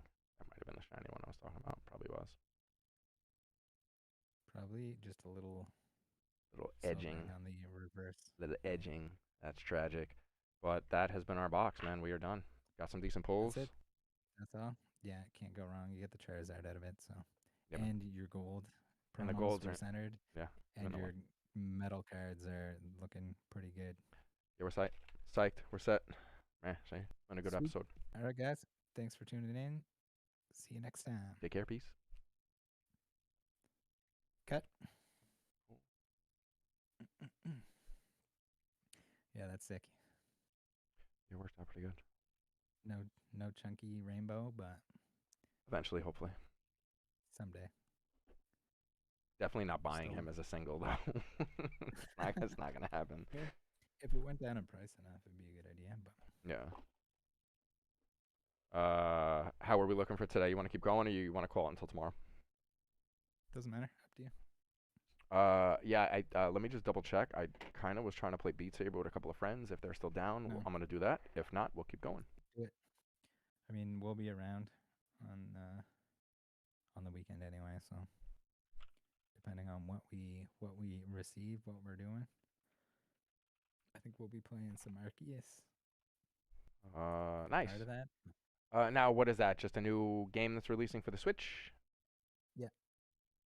So it's like Diamond and Pearl, but back in time where humans actually had to fight the Pokemon themselves, I guess. Okay. Something like that. More aggressive Pokemon. Nice. Nice. And now you can. That's not co-op. It's still just single person. You wander around, do your thing. You train your Pokemon, fight your Pokemon. Yeah. You fight other in-game Yeah. trainers, right? I don't know what there is, if there's trading or anything like that. Okay. I would imagine that there probably is, but for the most part, just like single player, run around.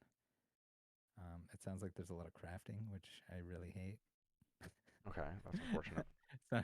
It's just not my thing. Well, what do you But craft? It's just. I don't know. I think you're crafting like the Pokeballs and you're crafting like whatever you're throwing at them and stuff. Oh, that's an So interesting approach to it, though. I mean, if you think about it, yeah, it instead. doesn't seem you have to like dodge the Pokemon's attacks and stuff like that, Okay. and your Pokemon's out. It looks kind of like a Breath of the Wild slash Pokemon mix. Certainly different. But I don't know. I'm gonna give it a go. We'll see if it's awesome or not. Nice. Yeah, that should be cool. Either way, I'm sure it's fun. I mean, what have you watched? Have you watched I the haven't. leak videos, or you didn't want to? No, I haven't really watched much of it. I mean, I come across it every now and then where people have screenshots of the leaked game or whatever. Hmm. But I try not to spoil too much of it for myself. I No, watched that's the cool. trailers, like the official trailers and stuff like that. But Yeah. that's about it. Nah, sometimes it's good to fucking be in the dark with that shit, man. Yeah, I don't want to. I mean, I feel like that's going to be most of my uh, pleasant experience with the game. If there is a lot of crafting, Hmm. is going to be like discovering the Pokemon and what's going on and figuring out like how to play the game and what works. So if I watched it beforehand, I feel like I would really not want to play it. So Oh, because it would just ruin that that sucks. experience, the like first time seeing stuff. Do I you want I want what? to still know what the game's about Hmm. to the point that I watch the trailers and stuff like that, but I don't want to see the whole game before I play the game. Hold on.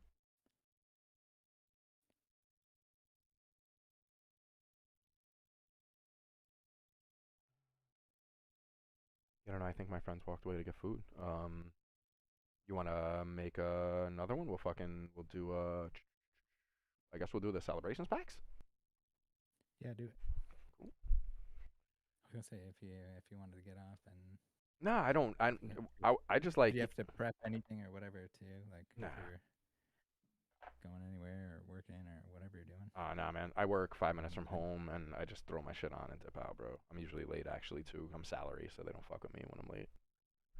Um, it's a decent job. Not to talk shit, bro. I'm actually really lucky. I'm part of a union, and it's a state slash county funded job. So like, I'm a janitor. Not like it's glorified or it's hidden. I don't give a fuck. But I actually work for a really good district that takes care of us. So I don't know. There's just a little worry. I go there, I do my work. They don't hassle me. I kind of chill out. But Cool. yeah, no, there's nothing to prep. Just fucking chill out and fucking dip. Let's say I gotta be there at 4. I'll start getting ready at like quarter to 4. I suppose if you're already up and whatever, then it's fine too. Yeah. Leave them up actually before anything is damaged. Sleeve those babies. Here we go.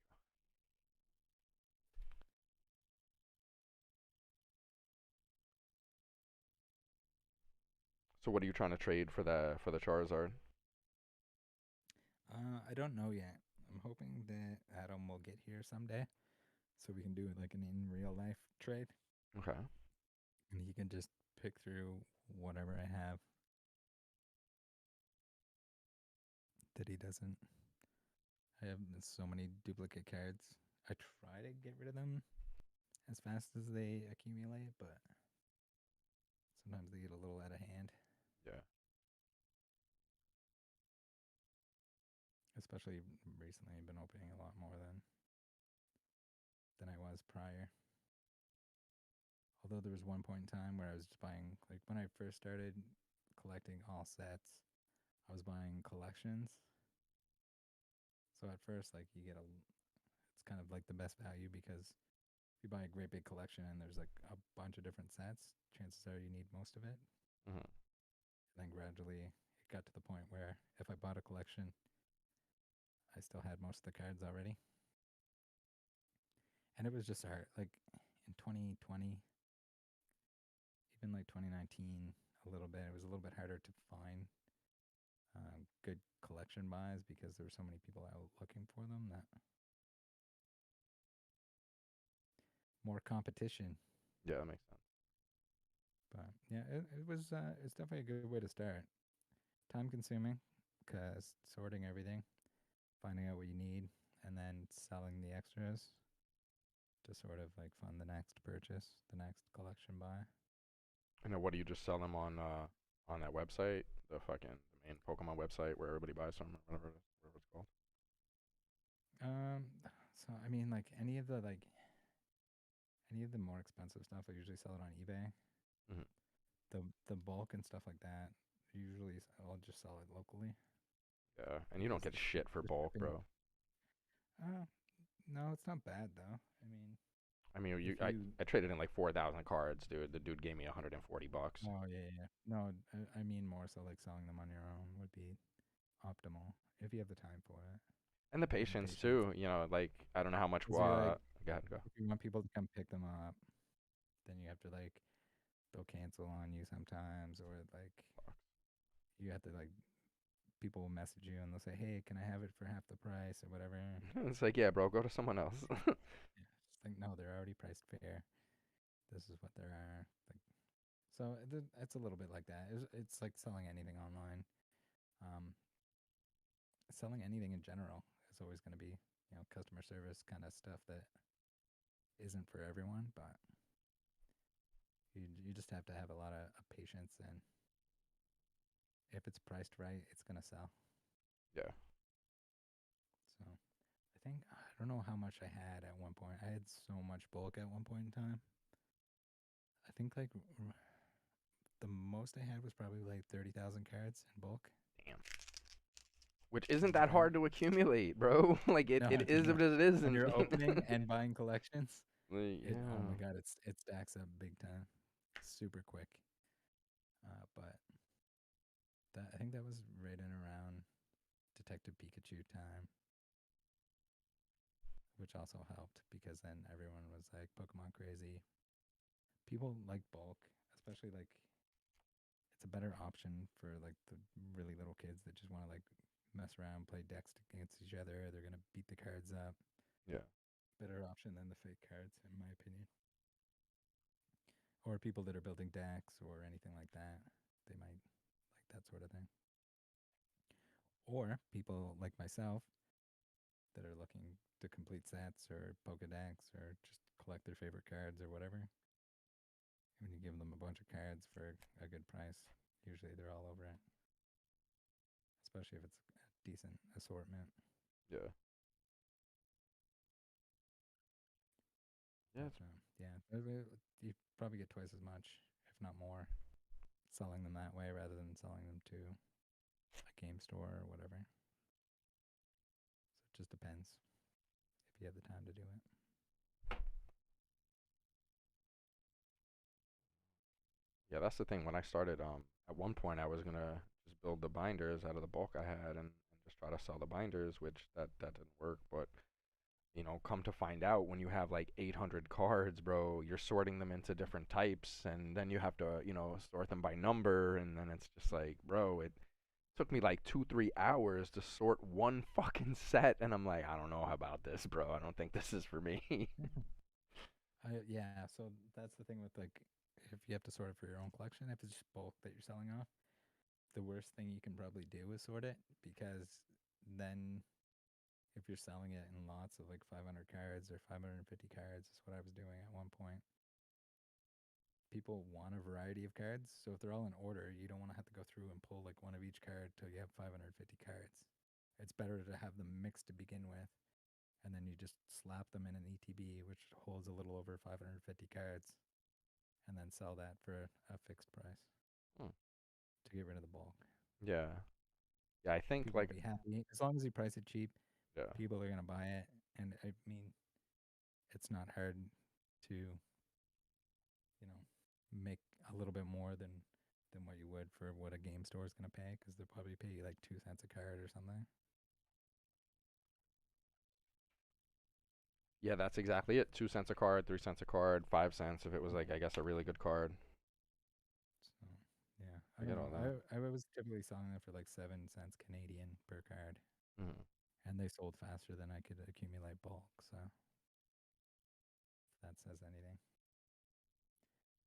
And you were selling to people in Canada, or? Mhm. So usually it would be like really little kids, and they want like a bunch of cards. So like their grandparents or parents grab that.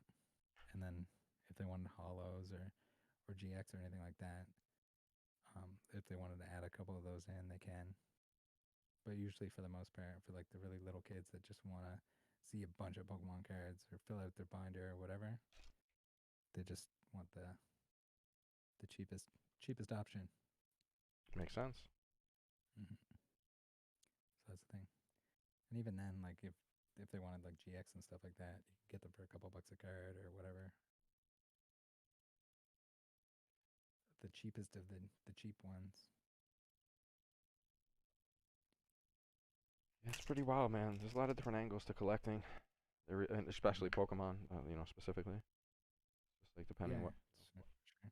what you You like. can collect. There's people that collect the one Pokemon. There's people that only collect certain sets. There's people that just collect whatever their favorite cards are, different languages. Hmm. It's yeah, sky's the limit. These are done. Check. I have a stack of code cards here, and I remember everything we've opened. I intertwined the code cards. I'm like, is this just a stack of codes now, bro? Does any of these Yeah, work?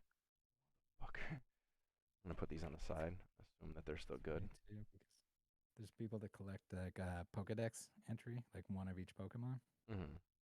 So there's only ever been one Mantike card. He's like one of the baby Pokemon. Okay. There's only ever been one printed in English. So there's like the regular version and the reverse version. So this like uncommon card, I don't know what it is now, but it's probably like $20 last I saw. Like just an uncommon, which is That's pretty crazy. wild because if someone's collecting the Pokedex and wants one of every Pokemon, they need that card. And is this card? This isn't a newer card, or? No, it would have been like Diamond and Pearl era. Oh, I don't know okay. if it was Diamond and Pearl base. I can't remember exactly what set it came from, but one of the Diamond and Pearl sets. But it's just funny that the value of it is as high as it is because of that reason.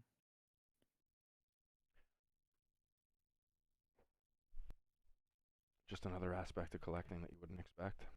Yeah, one of those things like and also something if you bought a collection that you might not realize without that like prior knowledge, which is really obscure knowledge to have. that uncommon that you're tossing in with the rest of the bulk is a $20 card or whatever it is. Pretty wild. Pretty funny. I also have some promos coming too that we can fucking do a video on. I think I have 8 or 10 Japanese promos to open. Hopefully they weren't cherry picked. Are they newer ones, older ones? The newer ones for the 25th. Oh, okay. Yeah, those will be. I haven't actually paid for shipping yet. I think the buy's sitting on them right now. Yeah, maybe in order right now that they're currently consolidating. And I think I selected the wrong address when I did that, which could be bad. What, did you Maybe send it to one of extra. your viewers? No, no. But you can have multiple addresses or whatever. And I think when you Okay. consolidate, you're supposed to select the address that it's going to beforehand. So there's certain things like DHL won't send to a PO box, like won't ship to a PO box, and I think I might have messed that up.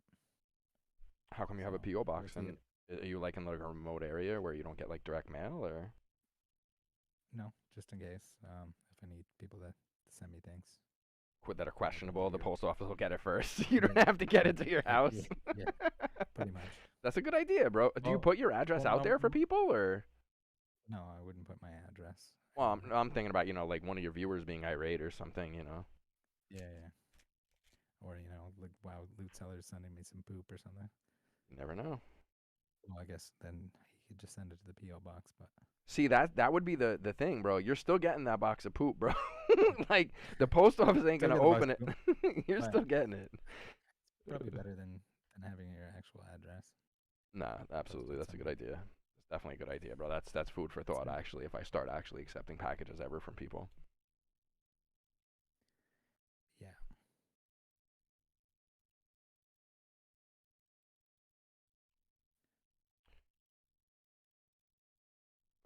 What is everybody up to? Working, bro? Blasty and all your friends and shit. Yeah. those day jobbers. Yeah, man. Do you work too on the side, or you just been YouTubing it? No, I was working as well. Okay. Less so now, with the shutdown Are you city. guys in lockdown right now, or? Uh, yeah, I don't know. They keep changing the rules. Okay. It's some sort of um restricted time right now, but just in general, the travel stuff, traveling for work, and a lot of that is not feasible, not a thing right now. So Unfortunate.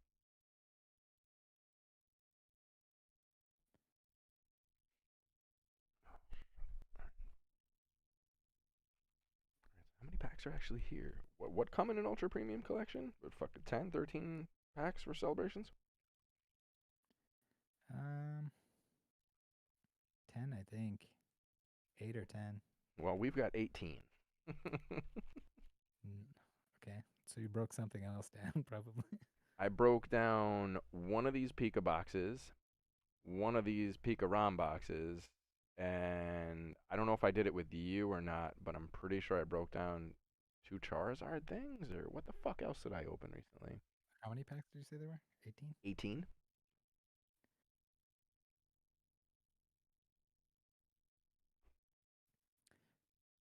Hmm. Yeah, I don't know. See. You want any of these cards, bro? That I fucking pulled these Lapras or any of this shit? It's not really worth anything. Uh, I mean, no, I think I have them all. you want But like five I'm Mews, bro? questioning. Celebrations? Do you know how many Mews I have from celebrations? Too Terrible, many. dude. Oh, very much so, bro. So many Pikachus and all this other stuff flying and Mhm. surfing. I had a lot of those too. I sold a lot of them off. People are buying them, what, for like 3 cents or? I mean, like, Well, they were they were reasonably expensive when the set first came out. A lot of it because now, of the but even those availability. Yeah. those like full art Pikachu's, they're cheap now. But I mean, I can say pretty confidently that years from now, people are going to be obsessed with those, especially if they're in good shape. The extended art base Pika.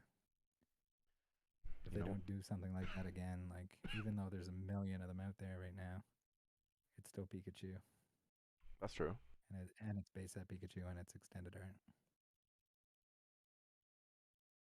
It's crazy, man. How I much don't know goes what into this? the low was on them or what they are now, but they're too cheap in my opinion.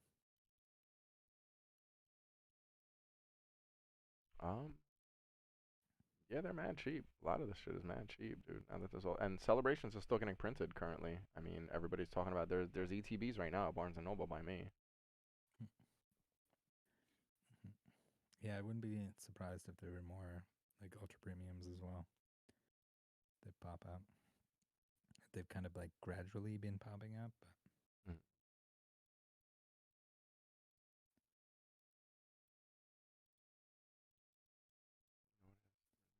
Yeah, I don't care about your DHL changes, bro. Just bring me to my page, you fool.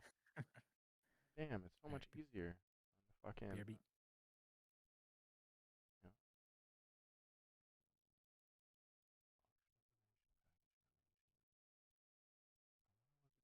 What's your deal? There we go. Yo, bro, I could learn a ton from fucking. I want to go to my watch list. You fuck, load it.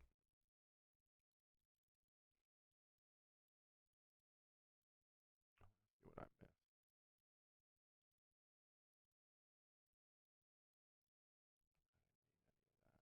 That's all for $627. Damn.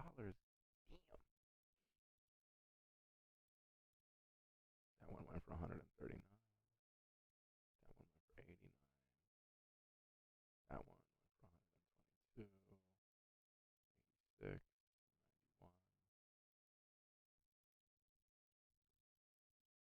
I'll get mine, and I'll get it for a good price. I know I will.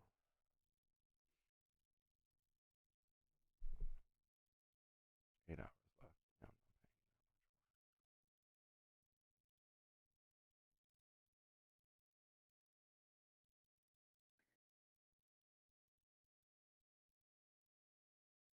All right, I'm ready.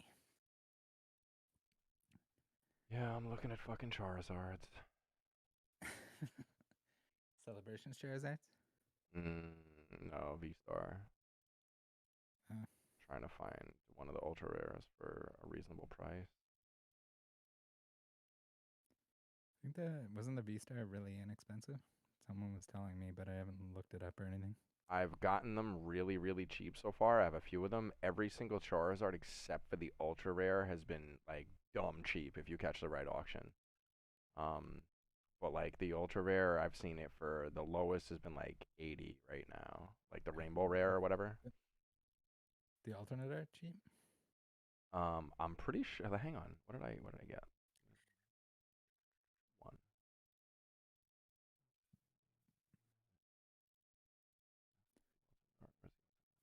Oh, I got at least one of them.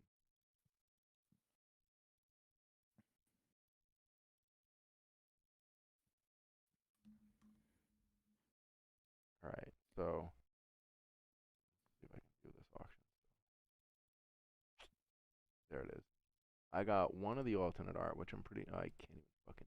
I can't see it. Oh, I'm fucking half blind. Then this is far. Yeah, I can't see the number on it, but it's Charizard. It looks really shiny. He's looking over his left shoulder, right? He's facing forward. Are you talking about the alternate art one? I think so. Hang on. You know what? Let me print screen and I Mm. can send you a screenshot. The alternate art one, he's fighting Venusaur. Oh no, I haven't seen that one yet. Hang on. Let me show you what I've been buying. I've As been long buying. as it's in that same set. Yeah, I don't think I've Uh, seen that one. See, that's why I'm or maybe confused, man. Part of me thinks that this V Star it and this might not Star be Bath released and yet no, hang on. Ooh. in Japanese. I haven't seen it. Oh no, I have seen it in Japanese. And someone's had photos posted somewhere, but when the English one was leaked, it wasn't released in Japanese yet. Select this. Cut. New. Don't save. See. Now I gotta try to rotate. Bitch. Yo, we need to rotate. Where to rotate? I don't know how to rotate, but I'm gonna send you this picture anyway. Yeah.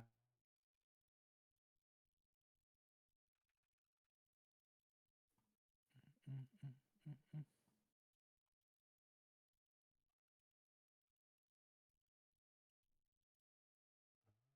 No, wrong person.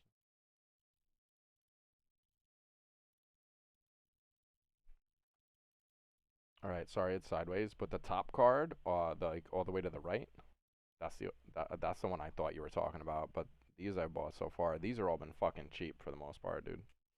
But Okay. I don't know if So this is from V Star. I don't know if this is Star Bath. I'm pretty sure it's V Star. probably Starbath, Starbirth, whatever. Oh yeah, I'm Is sorry, that bro. the I literally, so dude, they're calling Marnie Mary. I don't think half these people speak English and they're just typing shit. yeah.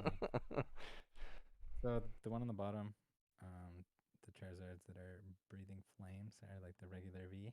Mhm. Then the V Star is the four of them in the middle there, and then the one on the top is a full art V. Okay. So that would be probably three of the five Charizards that we're getting in the next English set. Yeah, the And then one there's also the alternate art where he's fighting the I haven't Venusaur. seen that, dude. I might And have then to start typing in some of there's this a shit. there's a hyper rare V Star as well, which is the rainbow V Star, same Okay, as the V yeah. Star, but Um, but yeah, I'm gonna look for that other one with the Venusaur, dude, because it's weird. You know, like if you type in, let's say, for example, Lizardon, right? There's X amount of listings that come up. But if mhm. you're randomly searching through, let's say, Pokemon as your search, all of a sudden you'll get like 12 pages in, and it'll say something called Charizard Lizardon, and that didn't come up in your results when you typed in Lizardon. Like their site is very, very picky with keywords. It reminds me of like the infancy stages of eBay, where eBay was like that too, where if you typed in different things, you'd get different results. So it's rough. It's hard to find things, and I think that's why I've been able to buy some cards at such a cheap price, is because other people just don't see them. Yeah, depending on the site too, try like Google Translate, go English to Japanese, and type in the Pokemon name. Yeah, that makes sense. I probably should try to And then translate put some of like them. just copy paste like the Japanese characters into the search. All right, I guess we can Yeah, get started I'm whenever. probably not even the best person to ask on any specific search, but a lot of it is getting used to it I think part of it's luck and too, man. I mean, maybe somebody yeah. could suggest if I could do this and this, but I'm being pretty specific where I'm typing in Pokemon and Marnie or Pokemon and Charizard or this or that, and different results come up. I've noticed it, man, where I'm looking for this card and it only comes up in the other results, not when you type its name out. So it's weird. I mean, it's still useful, man. It's still really, really helpful if you're dedicated enough and you have enough time. It's similar to like my days in eBay where I'd do a search and then an hour later I'd go back to page one because I knew people listed Mhm. shit while I was searching. So like I'm all like Yeah, about it right now. there's a while where I was looking for specific things that I'd just like leave tabs open and I'd hit refresh every now and then to see if anyone like newly listed them. But Yep. Typing things in some, wrong, bro, misspellings, looking at oh different yeah, times. Like, dude, when Comic Con was a thing, I was searching. When there was PAX, I was searching. When there was this conference, I was searching. Like, you knew when to search, times, every day. Like you said, refreshing. I'd be up all hours of the night, dude, just stalking eBay, bro. I can't do that anymore, bro. I just can't. no, But same, same. I've given up the hard search. Time consuming. It's definitely time consuming. that's the main thing. It's not hard. It's easy. I mean, at work, I'll do it now with buy and I'll play random games or just watch random YouTube videos just because I'm literally just trying to kill time when I'm done with my work or whatever. But yeah, no, it's definitely too much. But in the same respect, if you're chasing something, you have to be on top of it. You have to just keep searching, keep refreshing, Mhm. morning, noon, night. It sucks, man.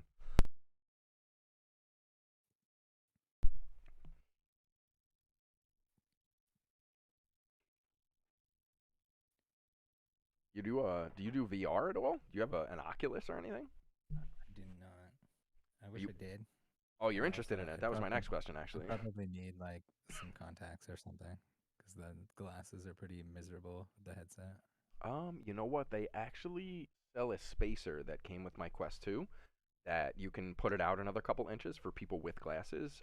I don't wear glasses currently, though I should, so I can't vouch for Yeah. how well it is. But there is an option. There is definitely an option. But dude, it's a lot of fun, man. I haven't even touched the tip of the iceberg. I've literally just been focusing on Beat Saber.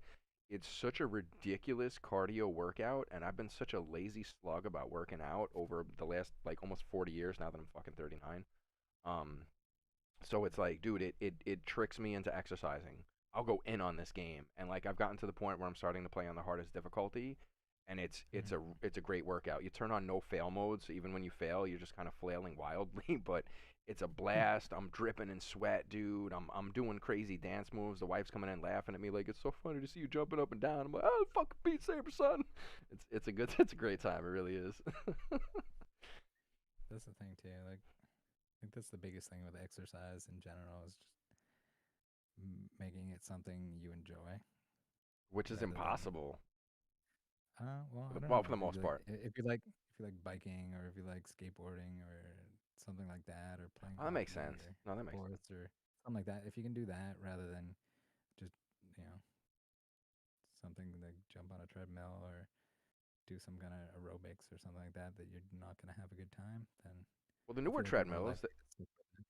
like the ones you can't afford with like the 20-inch screen, bro, where you feel like you're jogging through the forest or some shit, like that, I can imagine that would be kind of cool. Or if you actually had a treadmill that had like an HDMI out and you can put it in front of your own TV and experience that, like the whole immersive thing, like that's where VR is actually really cool. I think that's why I'm actually so in tune with playing Oculus is because it's just like it's so immersive and like when I stream it, even though my stream isn't the best because I'm limited to what I can do, it's when you watch my stream, bro, I have a green shirt on and you can see through me so you can see me hitting the notes and I'm jumping around, I'm singing to half the songs, having a blast, dude, and you by the time you're done, you're literally dripping in sweat and you don't even Mm, fucking realize it. It's such a great time. yeah. So for the longest, well, not for the longest time, but um, in recent years, I got like the stationary bike, and then I would set up a laptop or a TV Hmm. and just like watch shows as I was biking. Because if I was just sitting there biking, like I'd like be bored and whatever. But it seems like time passes quicker and it's more entertaining to like sit there and at least watch something while you're doing it. Hmm. But now I built like a little skate park in the basement. That So sounds pretty well. skateboarding in the basement. How big is your basement though? I mean, Well, you have like an unfinished like, basement that just has a good floor and you can just so derp it's around. like so it's concrete on the floor, so it's like Hmm. a partially finished basement. Word. Um, yeah. That's that actually Good. I sounds built really I cool. built a couple like 3 foot quarter pipes on each end of the basement. That sounds pretty awesome, actually. Yeah, but I don't know. That's entertaining, and like I'm sweaty afterwards. Nice. That's But definitely a workout, dude. And that's you yeah, know, middle of the night, bro. It's like 1 a.m., bro. You just finished streaming. You're half ripped, bro. You're like, I'm gonna do flips off the half pipe. Your wife comes down, or your girlfriend, like, that's oh that. fuck are you doing? Yeah, that's why like Miles every time it'll be like 2 o'clock in the morning. He's like, yeah, go do some tricks right now. I'm Yeah, like, no, right. dude. If we were gonna do that, it was earlier on. That's fucking. Oh, you When gotta put people on aren't sleeping. the Nurse Jenny outfit, bro, and do a couple of stalls for us, bro. It'd be epic. Yeah, Oh, nice though. That's cool. That's fucking awesome, dude. Definitely cool. yeah. You But skateboard it's in Twitter. entertaining. It's fun, and it's a workout. So Yeah. it's it's It's good better than good way going to to the. incorporate exercise. Yeah, Yeah, it's better than I'd going to rather the do that gym. than go to the gym. You know, it's like you gotta look at a bunch of other people who maybe you're looking down at you, or you're just like looking down at yourself because they're much skinnier, or whatever the situation. But you're just unmotivated to be there. It's like at least if you're enjoying yourself, bro. Like I forget what Mhm. I'm doing when I'm playing Beat Saber, dude. Like I lose myself, and I played like for like an hour and 45 minutes this past Friday, and it's just like I'm done, and I'm like, God damn, it's this late, bro. Holy shit, that was amazing. Well, it's that, and also in the wintertime here, I can't really skateboard. That's another thing too. Typically, It makes sense. Yeah. in the summertime, as or if it's raining, but typically in the summertime, if it's nice out, then I'll go to the skate park and do it. So you But actually have a nice if park by you that catered to skating and shit.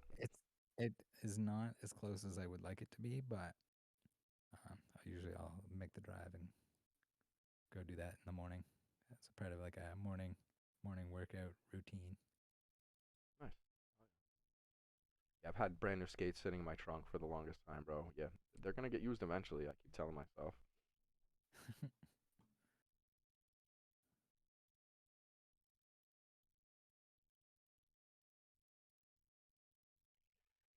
Oh fuck. All right, man. Well, I guess we'll open these celebrations back. Fuck it. All right. Ready, steady. All right, let me give you a countdown. Onward. 3, 2, 1. Hey guys, welcome back. Here with Monster. What's going on? He's got more celebrations packs. He hasn't pulled enough Charizards. He's trying to rub it in. We're gonna try to get one for Rattle What do you today, have? bro. We'll try to trade them out. 18.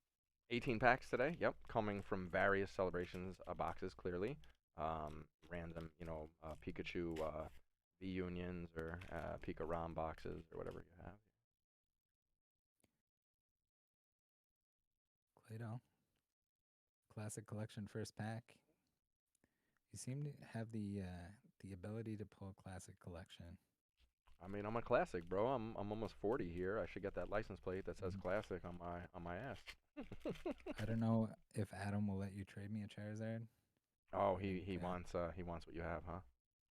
I don't know if I necessarily have enough set aside for him at this point in time, but I'm sure there's lots of cards that I have sitting around here that he needs. Look at that. I don't think I've pulled that The at Lele, all, dude. I That's think that one's crazy. pretty hard to pull. It's not necessarily the most Nice. desirable, Yeah. but Looks like a Poke Rasta. haven't seen haven't seen too many of them. The Tapu Lele from Sun and Oh, Moon, dude, not at all. one of the legendaries, Yeah, legendary I pulled Tapus. all I've pulled all my celebrations on this channel. That literally the first one I've pulled. Yeah, I think I got one. I traded for one and then I pulled one after that, which is always disappointing, but not the end of the world. Help Oh, somebody out with the trade. There's the Pikachu that I think is underrated. I mean, is this the one you have like 15 of? You mean? I don't know how many I have now, but I just think long term. If Huh? there's anything, it's probably that boy. So what you're saying is I should go back through my bulk and dig all of them out and not give anybody some of them? You can give them out if you want. You can just buy more right now. This is not investment advice, but you might want to keep them.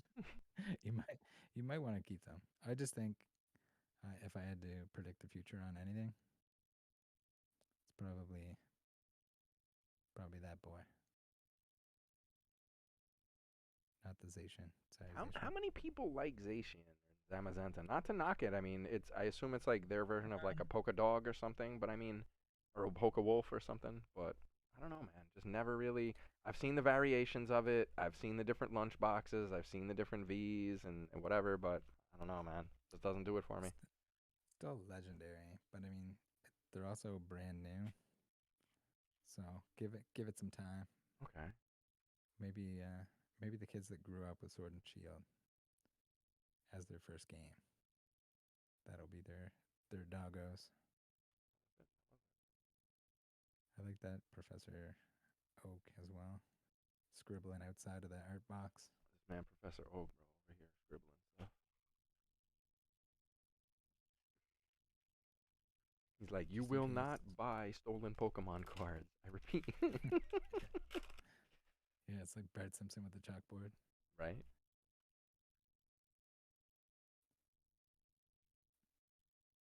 YX9, lucky code.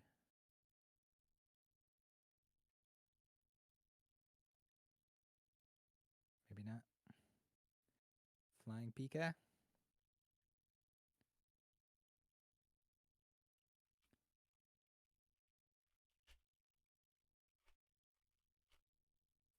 Now that the My coffee's gone away, bro, I'm not shaking.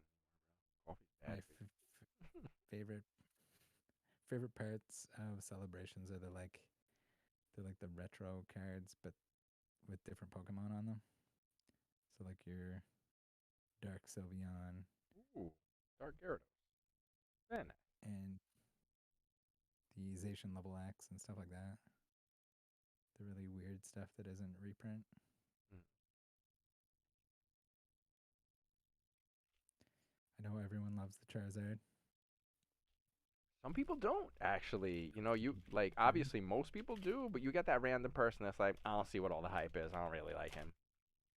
Yeah, I don't know. I've seen enough base set Charizards. I still wanted to pull it so that I didn't have to buy or trade for it. But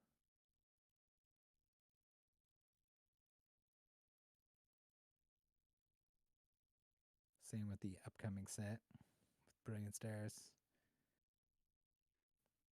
Hopefully, just pull all the Charizards and then done with them. And now, do you know how many cards are in the set? Has it been I do released? not. I mean, we probably have a pretty good idea at this point because we know Oh, nice. That's what the sets are that are being combined.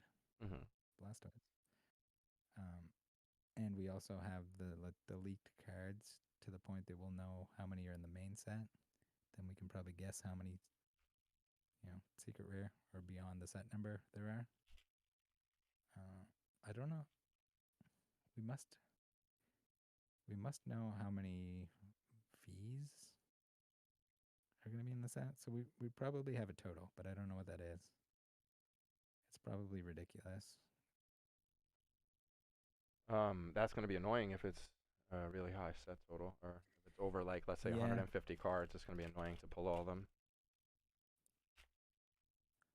yeah. So it's definitely going to be over 360 card binder. Oh wow, I bro. would say it'll definitely. Well, the last set you needed two 360 card binders with That's Fusion Strike insane. because it wouldn't. You can get the ones with 12 slots in each page, but those only hold 480, and there was just over 500 cards in Fusion Strike, I think. That's So unnecessary. even the biggest binder you can get isn't going to hold the entire set. So you have to go with two 360 card binders essentially. I mean, it's a good thing they put decent chase cards or good chase cards in it, dude. Unless you be chasing, that'd be so The annoying. set size is a little out Hey, of there we go, control birthday Pikachu.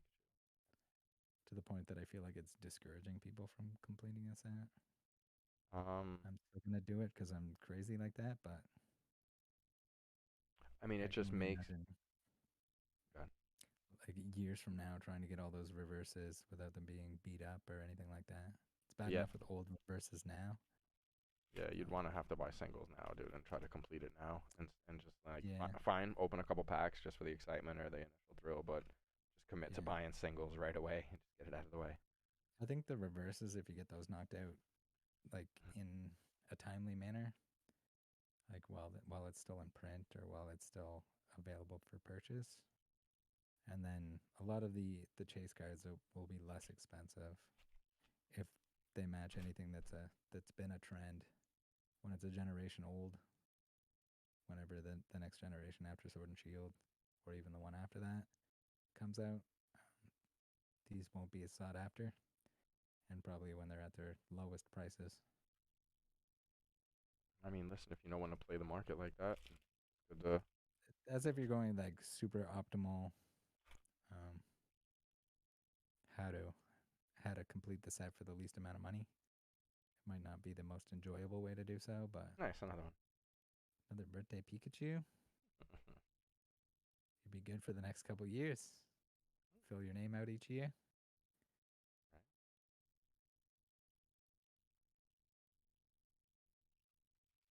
Do people still want to collect Celebration, bro? How excited are y'all watching this? Are y'all watching this? I sound like I'm from the south. Nah, let us know down in the comments. You're still looking for Celebration? Is anybody trying to collect any of this stuff that we've been pulling? I mean, I'm not I gonna. think everyone Everybody got their fill, right? Considering how small the set was, you probably. know. Right. Yeah, it's small, and that's the thing too. Like Fusion Strike, I opened a ton of it, but there's so many different cards in it that sometimes I even forget some of the commons and uncommons until I like if I don't run into them for a while, then I kind of forget that they were even in the set. And I definitely couldn't name every card in the set because Nice. there's the Venusaur. You got all three from last video and this video. Link down in the description. Maybe. I don't know how Probably you're gonna not. order these. You'll have to watch all his videos to find Yeah. it. Just go back to yesterday and the Ultra Premium collection.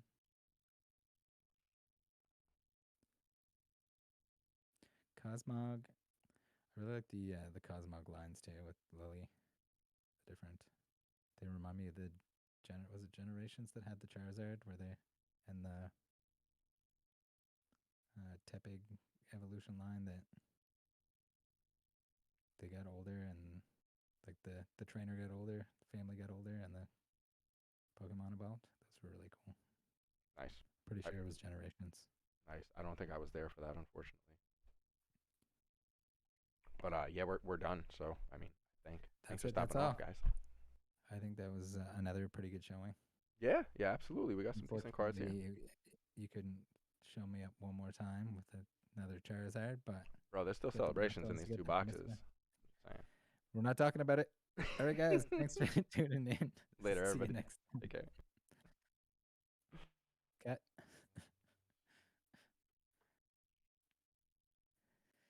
But it's interesting. Celebrations. Yo, it's interesting to see that the Charizard today didn't have Hollow Bleed. The last one did. So not only is it a pain in the ass to pull, but there's two potential different versions that you could pull. Mhm. That's always annoying. Yeah, that's the thing too. If you were going after like if you wanted a Hollow Bleed set, maybe not a good idea to wait necessarily or wait as long Yeah. because at when celebrations is more available, there's going to be more listed and more options that you can sift through to try to find bleeding ones.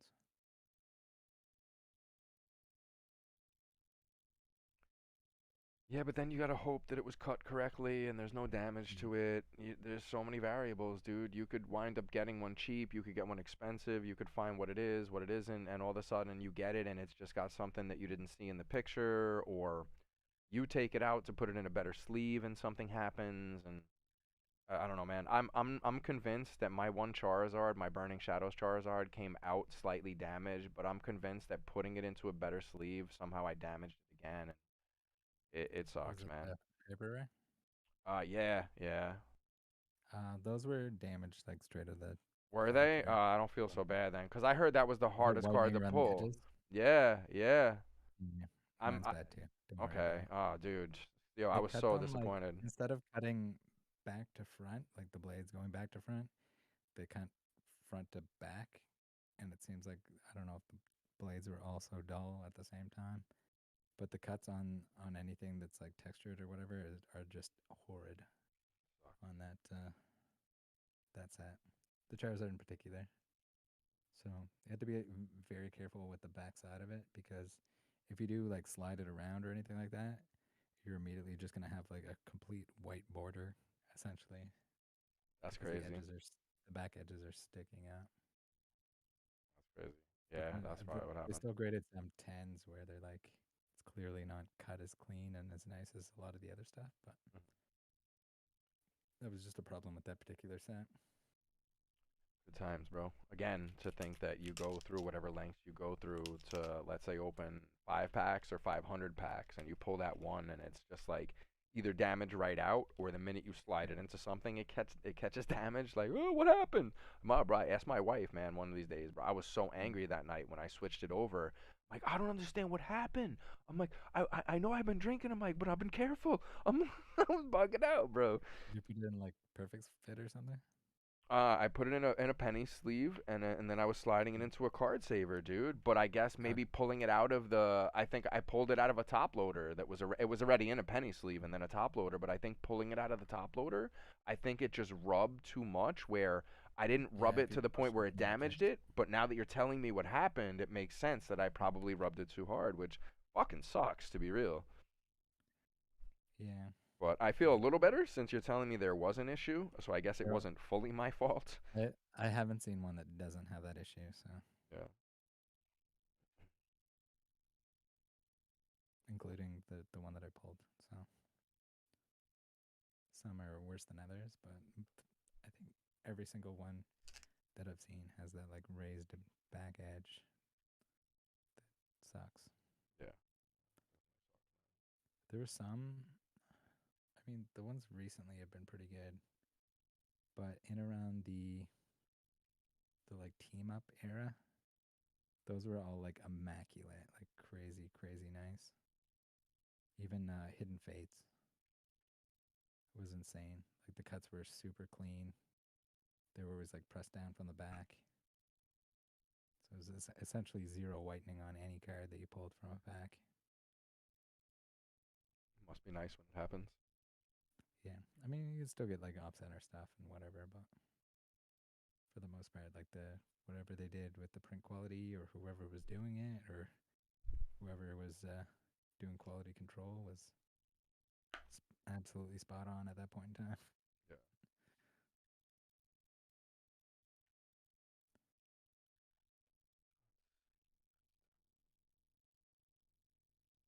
And then it could change with like print runs in general. One print run could be done by one facility or just the batch itself is better or worse. And then you get one employee who's more concerned about lifting property than actually doing his job. Yeah.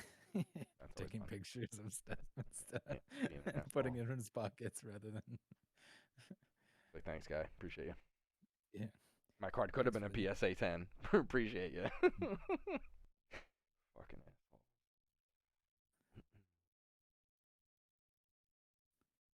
Have you bought any start decks?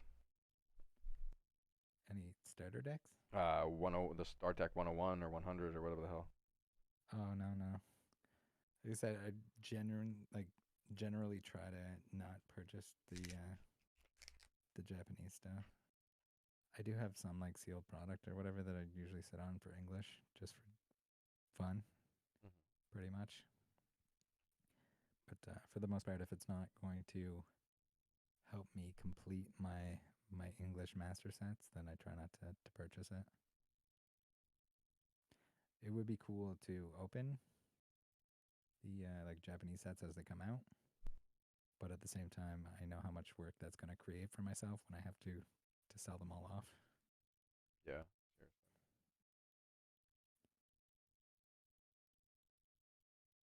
Seriously. what do you make? I guess you make the same that retail makes. Instead of selling it to them for like a third, you make your full money, right? Instead of like getting like 3 or 4 cents for a card, you'll make like a couple bucks off a card. Actually, you're making a lot more. But I guess if you have the patience, like you said earlier, man, getting $2 a card for a V card or something instead of getting like 5 cents is a Yeah, lot more worth it. whatever they pay for them. Yeah,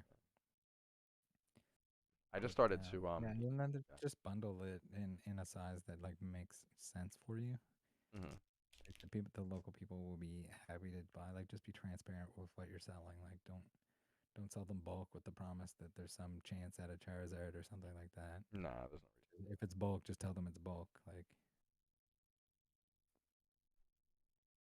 and pretty pretty straightforward, pretty easy to move it if it's priced correctly.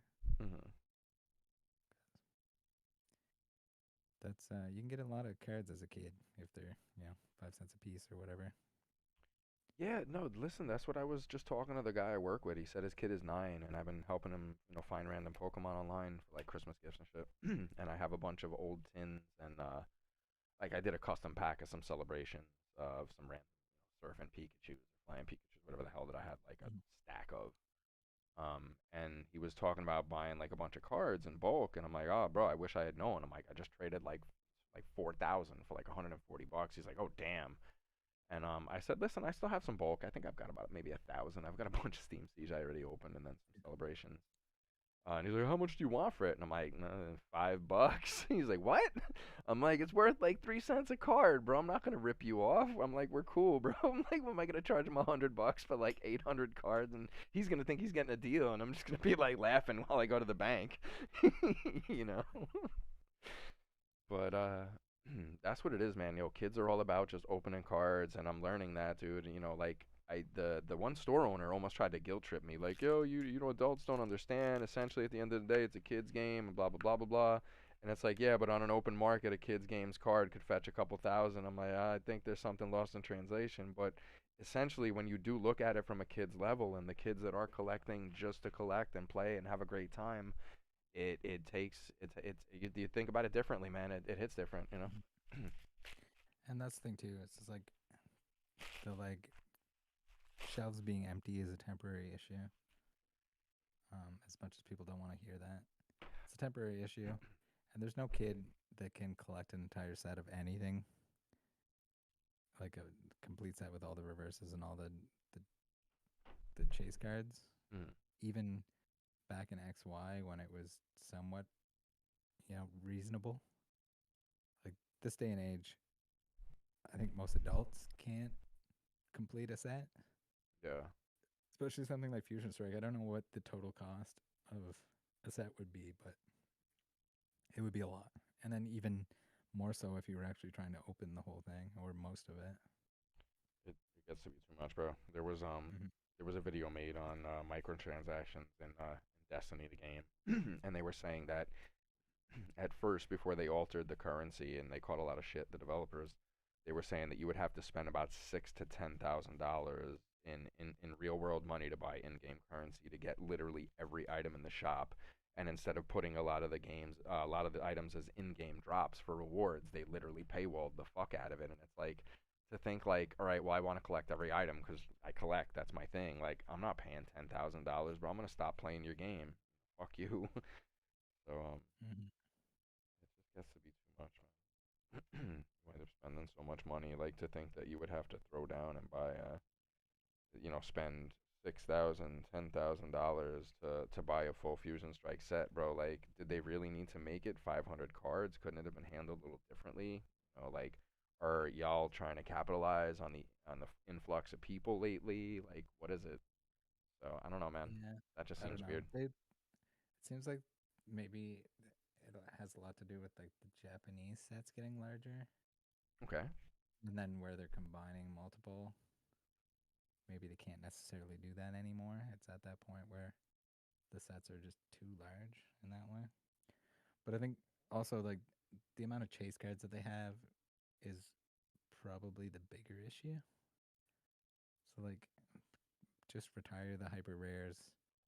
They've seen their time. Like, trim those out. Which makes sense. And then, They had more cards because there's more chase cards, so you have to have less of a chance of pulling the chase card. So, I mean, I mhm. guess that makes sense, And but when you only get still so sucks. many of those per booster box or per any amount of packs, then like just the amount of product that you would need to open is too much. So I think everyone's just like, oh my god, they're printing so much Pokemon and they're going to be worth nothing in the future. But if you think about it, there's never been cards that have been so hard to pull. Like so much product required to be opened to get one of these cards. So like gold stars were like one in, I think they were one in three boxes for a gold star. Hmm. But if you think of like Chunkachu or like the Hyperzard and stuff like that, those are like one in 600 packs. It's way more. It's way more difficult to pull one of those specific hyper rares or secret rares than anything has ever been. And now you don't even know the ratio of like, let's say for example, are you more likely to pull that really hard chase card from booster boxes? Can you say let's buy more check lane packs, more tins, more this, more that? Like you don't even know. So, okay, so there's a certain chance, one out of Yeah, every so many packs, but like, is I made a it? video on this, and Okay, if you with a large enough sample size, it's gonna have the same pull rates. okay, Outside of like something defective, like recently there were like the accidental god boxes where hmm, you had a booster box with like a bunch of alternate arts and hyper rares and stuff like that in it. yeah, So outside of that, if you had 36, so you're like 36 Steam Siege packs, if you took 36 of those blister packs and you put that up against a booster box, like 1 to 1, you're going to see, you might get no secret rares, but in the booster box, you get one. okay, But it's not a fair comparison because you would need to do like 36 individual packs a bunch of times before it would average out to the same amount of hits. So where we opened loose 36s like over and over and over again because it was just the most cost effective way to do so. hmm, Burning Shadows, I think, maybe more than anything. And like sometimes you'll get one hyper rare, sometimes you get zero. In the booster box, you're usually going to get at least one. and that's But that's by in the design, loose right? packs, Or no? you can get zero. Yeah, so it's a little bit of a safety buffer in terms of a booster box because it's probably whatever order it comes off. Where if they're in tins or they're in individual sleeve boosters, they might be distributed a little bit weird. So with enough 36 individual packs from other products, you'll see on average you get one hyper rare per 36 if you're looking at something like Burning Shadows. Okay. So like I've had a couple 36s of Burning Shadows where I get two hyper rares. You can't do that in a booster box. Well, not that you can't do it, but you're almost never going to see that in a booster box. Yeah. But that'll average out with the other 36s that I open. They get no hyper rares at all, or no like chase card that's usually guaranteed in a booster box. So see the same thing with people who are like, oh, I opened an ETB and it was garbage, so all ETBs are garbage. But at the same time, it can swing the other way. It's only 8 packs, so if you only have like a 1 in 6 chance of getting even like a VMAX or whatever, or a V, I guess. Even a V is 1 in 6, I think, typically. So like 1 in 6 in only 8 packs, like there's a pretty good chance you don't even get a V Which is mad in disappointing, terms bro. of like, yeah. It's just like the law of numbers. Like it's like if you flip coins, if you flip 2 coins, like you might get 2 heads or you might get 2 tails. Okay. You still have a 50% chance of getting heads or tails, Yeah. even though the numbers don't tell you that. But if you flip 1,000 coins, you're going to be very close to like 500, 500. So the more you open, the closer you are going to be to like the real probability. Okay. That's why people are opening like several thousand packs like at a time or whatever. Yeah. Yeah. And even then, you see a lot of false information on pull rates where somebody will open 1,000 packs. But if you have some cards that are like 1 in 600 or 1 in 800, your 1,000 pack sample size means nothing because you could get two of them and you would think it's like easy to pull, versus you could get none and then, or you could get one and you think it's 1 in 1,000, but it's Yeah. not 1 in 1,000.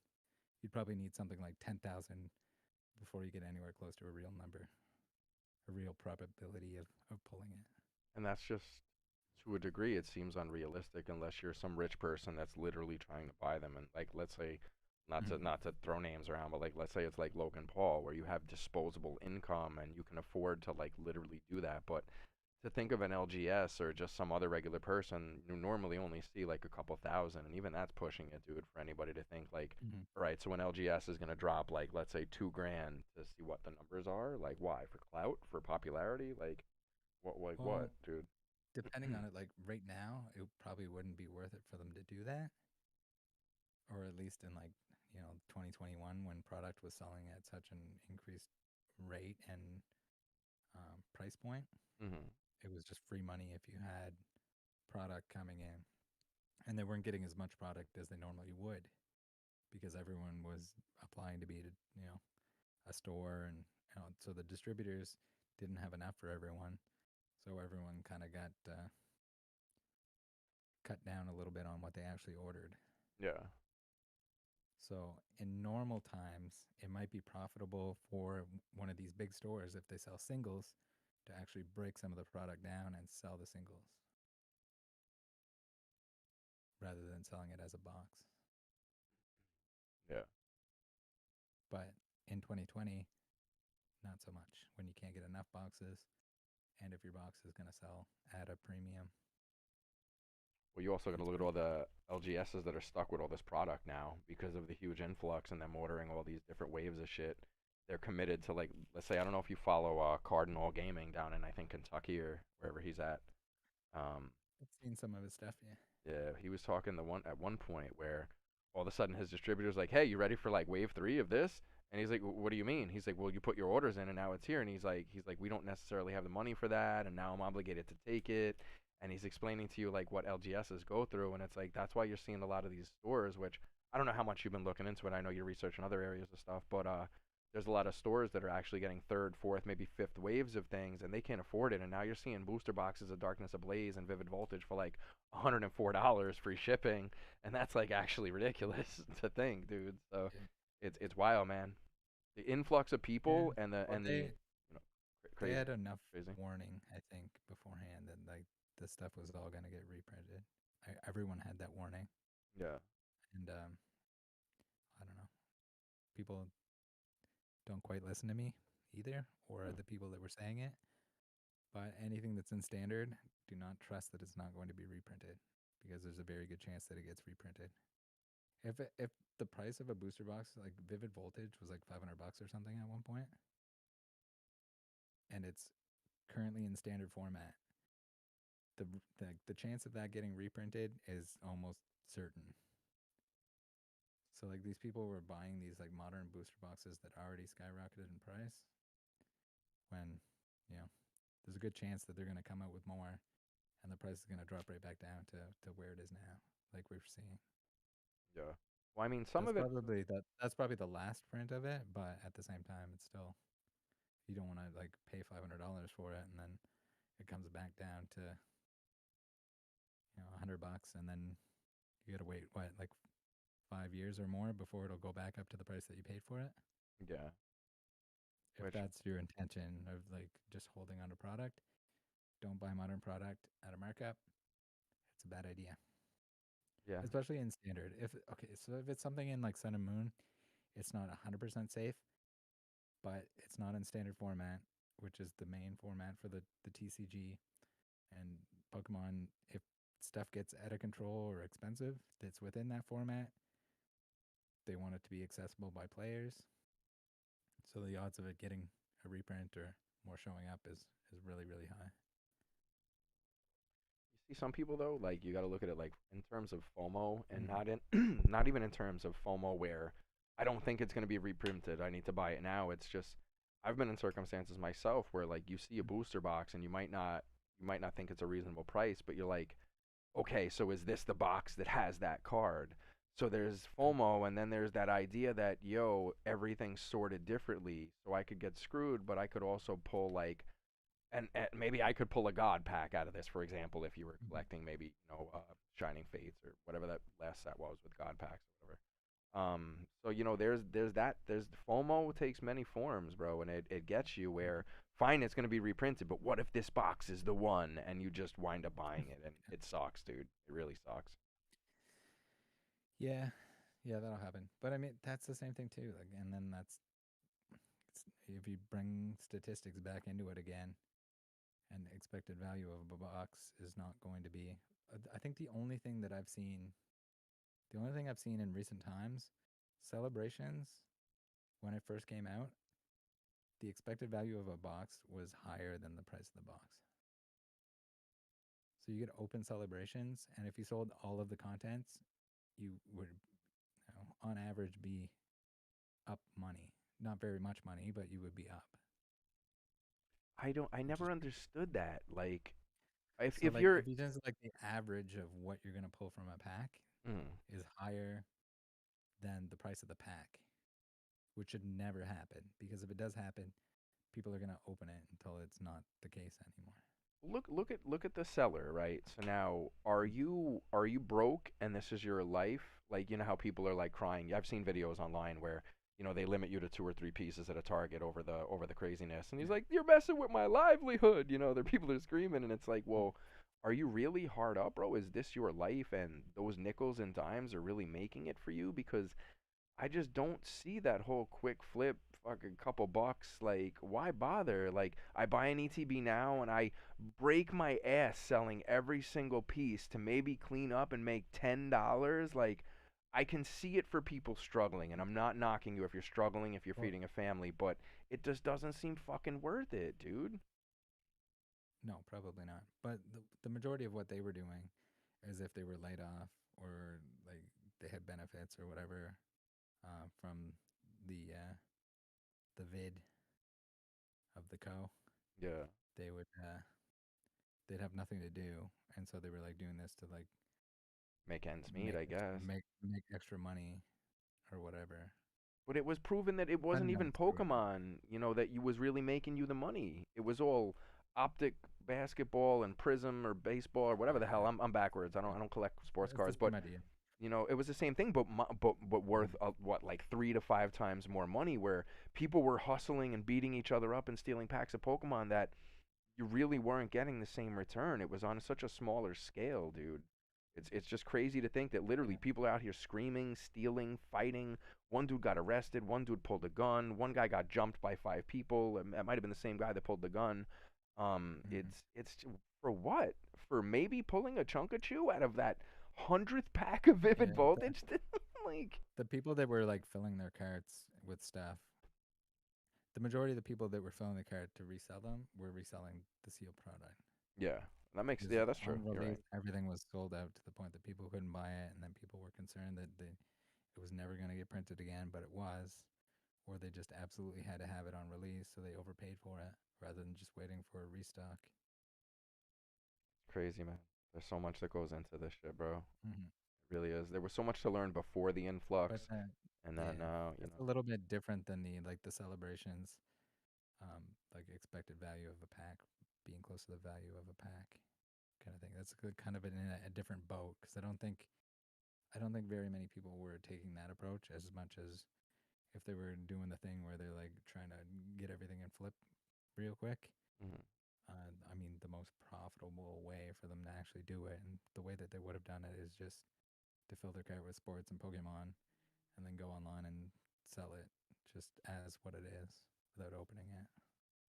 same people during the Or Rona they go in, fucking yeah, they're or filling they up their go carts do, with Pepsi and doing the same thing. yeah, Sorry, go ahead. they go, they go on Facebook and do razzle dazzlers because they can't call them raffles because it'll get flagged because it's a legal lottery. So Ridiculous, bro. those people, like, everyone get mad at the person that went to Target and is selling something at a markup, but they're not mad at the guy that's selling it for even more markup because he's doing a razzle dazzle. But it's the entry cost is really low. But when you look at the total entries, if you total up all the entries, it's the same price or more than what the guy that's just trying to flip them.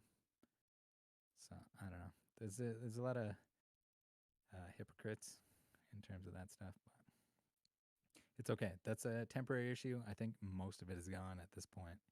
A You lot of might it see is, a yeah. little bit of that with the set coming out now, I mean, I'm just because Charizard's at. yeah. I mean, I'm seeing a lot of shelves like empty. I don't go often, bro. I really like when I'm Yeah, actually it depends out and I on stop, where but you go. I still see like the three boxes that came out was a Glaceon and the other Vaporeon, a Leafeon or some shit, bro. Mm. I might be saying weird names, but the three boxes that just came out, those were hard to find. You know, if you didn't get out there on release day and find a restock, people are still buying those and reselling those. So you're definitely kind of stuck, man. But in terms of like, let's say if you go there on restock day at like 8 a.m., there's not 100 people anymore. It's maybe 10 or 15. You know, so Yeah, it a definitely is lot of still there, but not much. those were delayed too. Those were supposed to come out in December, Oh, really? but came out like late January, and they could be like still shipping them out and stocking them places. So I heard there's a release on it the was 28th of this month. What is that for the game? And then they're gonna release more celebrations, I think. no, those are the two V Star boxes, the Oh, okay. Leafeon and Glaceon. So these are the new mechanic, the new V Star, like that Charizard you brought up. Oh, okay. So they're similar to that, but they're not in sets yet. These are like the teaser boxes or whatever you want to call them before Brilliant Stars, where you can get your hands on a couple V Stars. More evolution products, which seems like a never ending flow of them recently. It's been like EVs and evolutions on everything. Seriously, bro.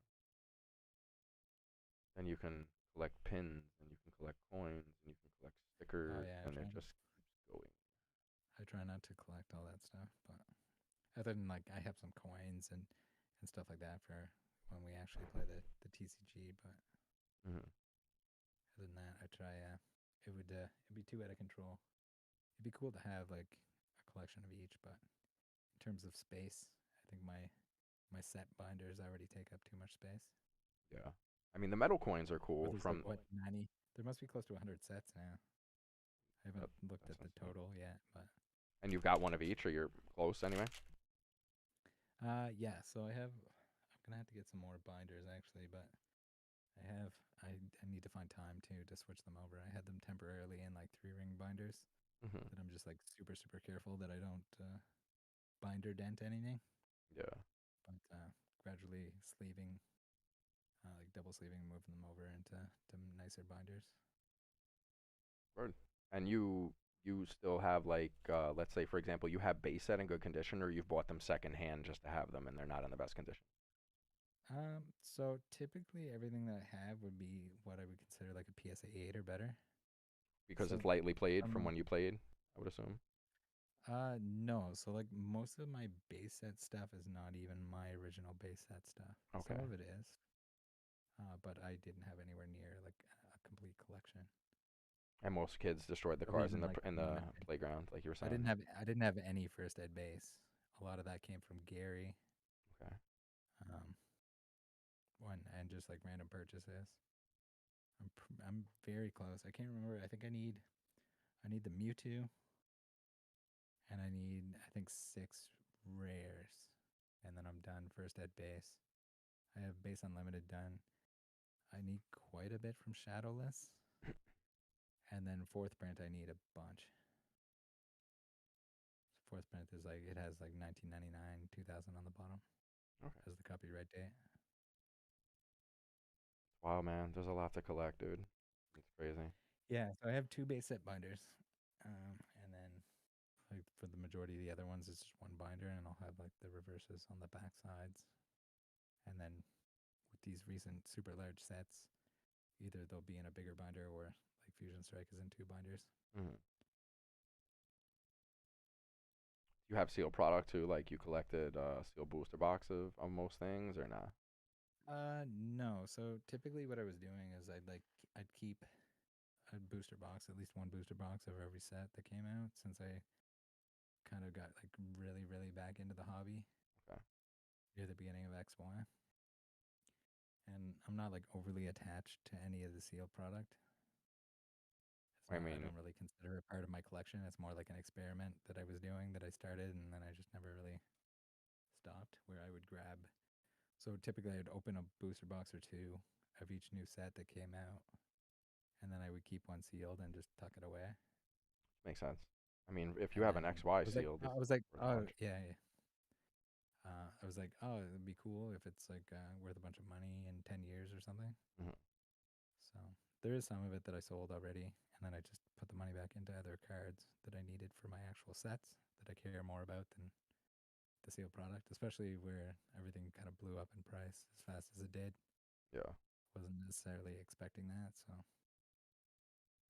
you just used that to fund other Pokemon purchases. Which is nice, man. That's what I did during the time at home over the last few years. I definitely used a lot of merchandise that I really didn't want in the long run, and funded new purchases, funded some bills, Mm. just random shit like that. So yeah, feel that. Yeah, but it's the same thing with like all the like the bulk and the other like duplicates and stuff like that. Like I really don't want to hold on to that stuff as much as I do my actual sets. Yeah, So if I can move that, even if it's not a lot of money, it still adds up and it can go yeah, towards the next absolutely. set or it can go towards whatever. Bro, it can go towards a nice dinner one night, bro.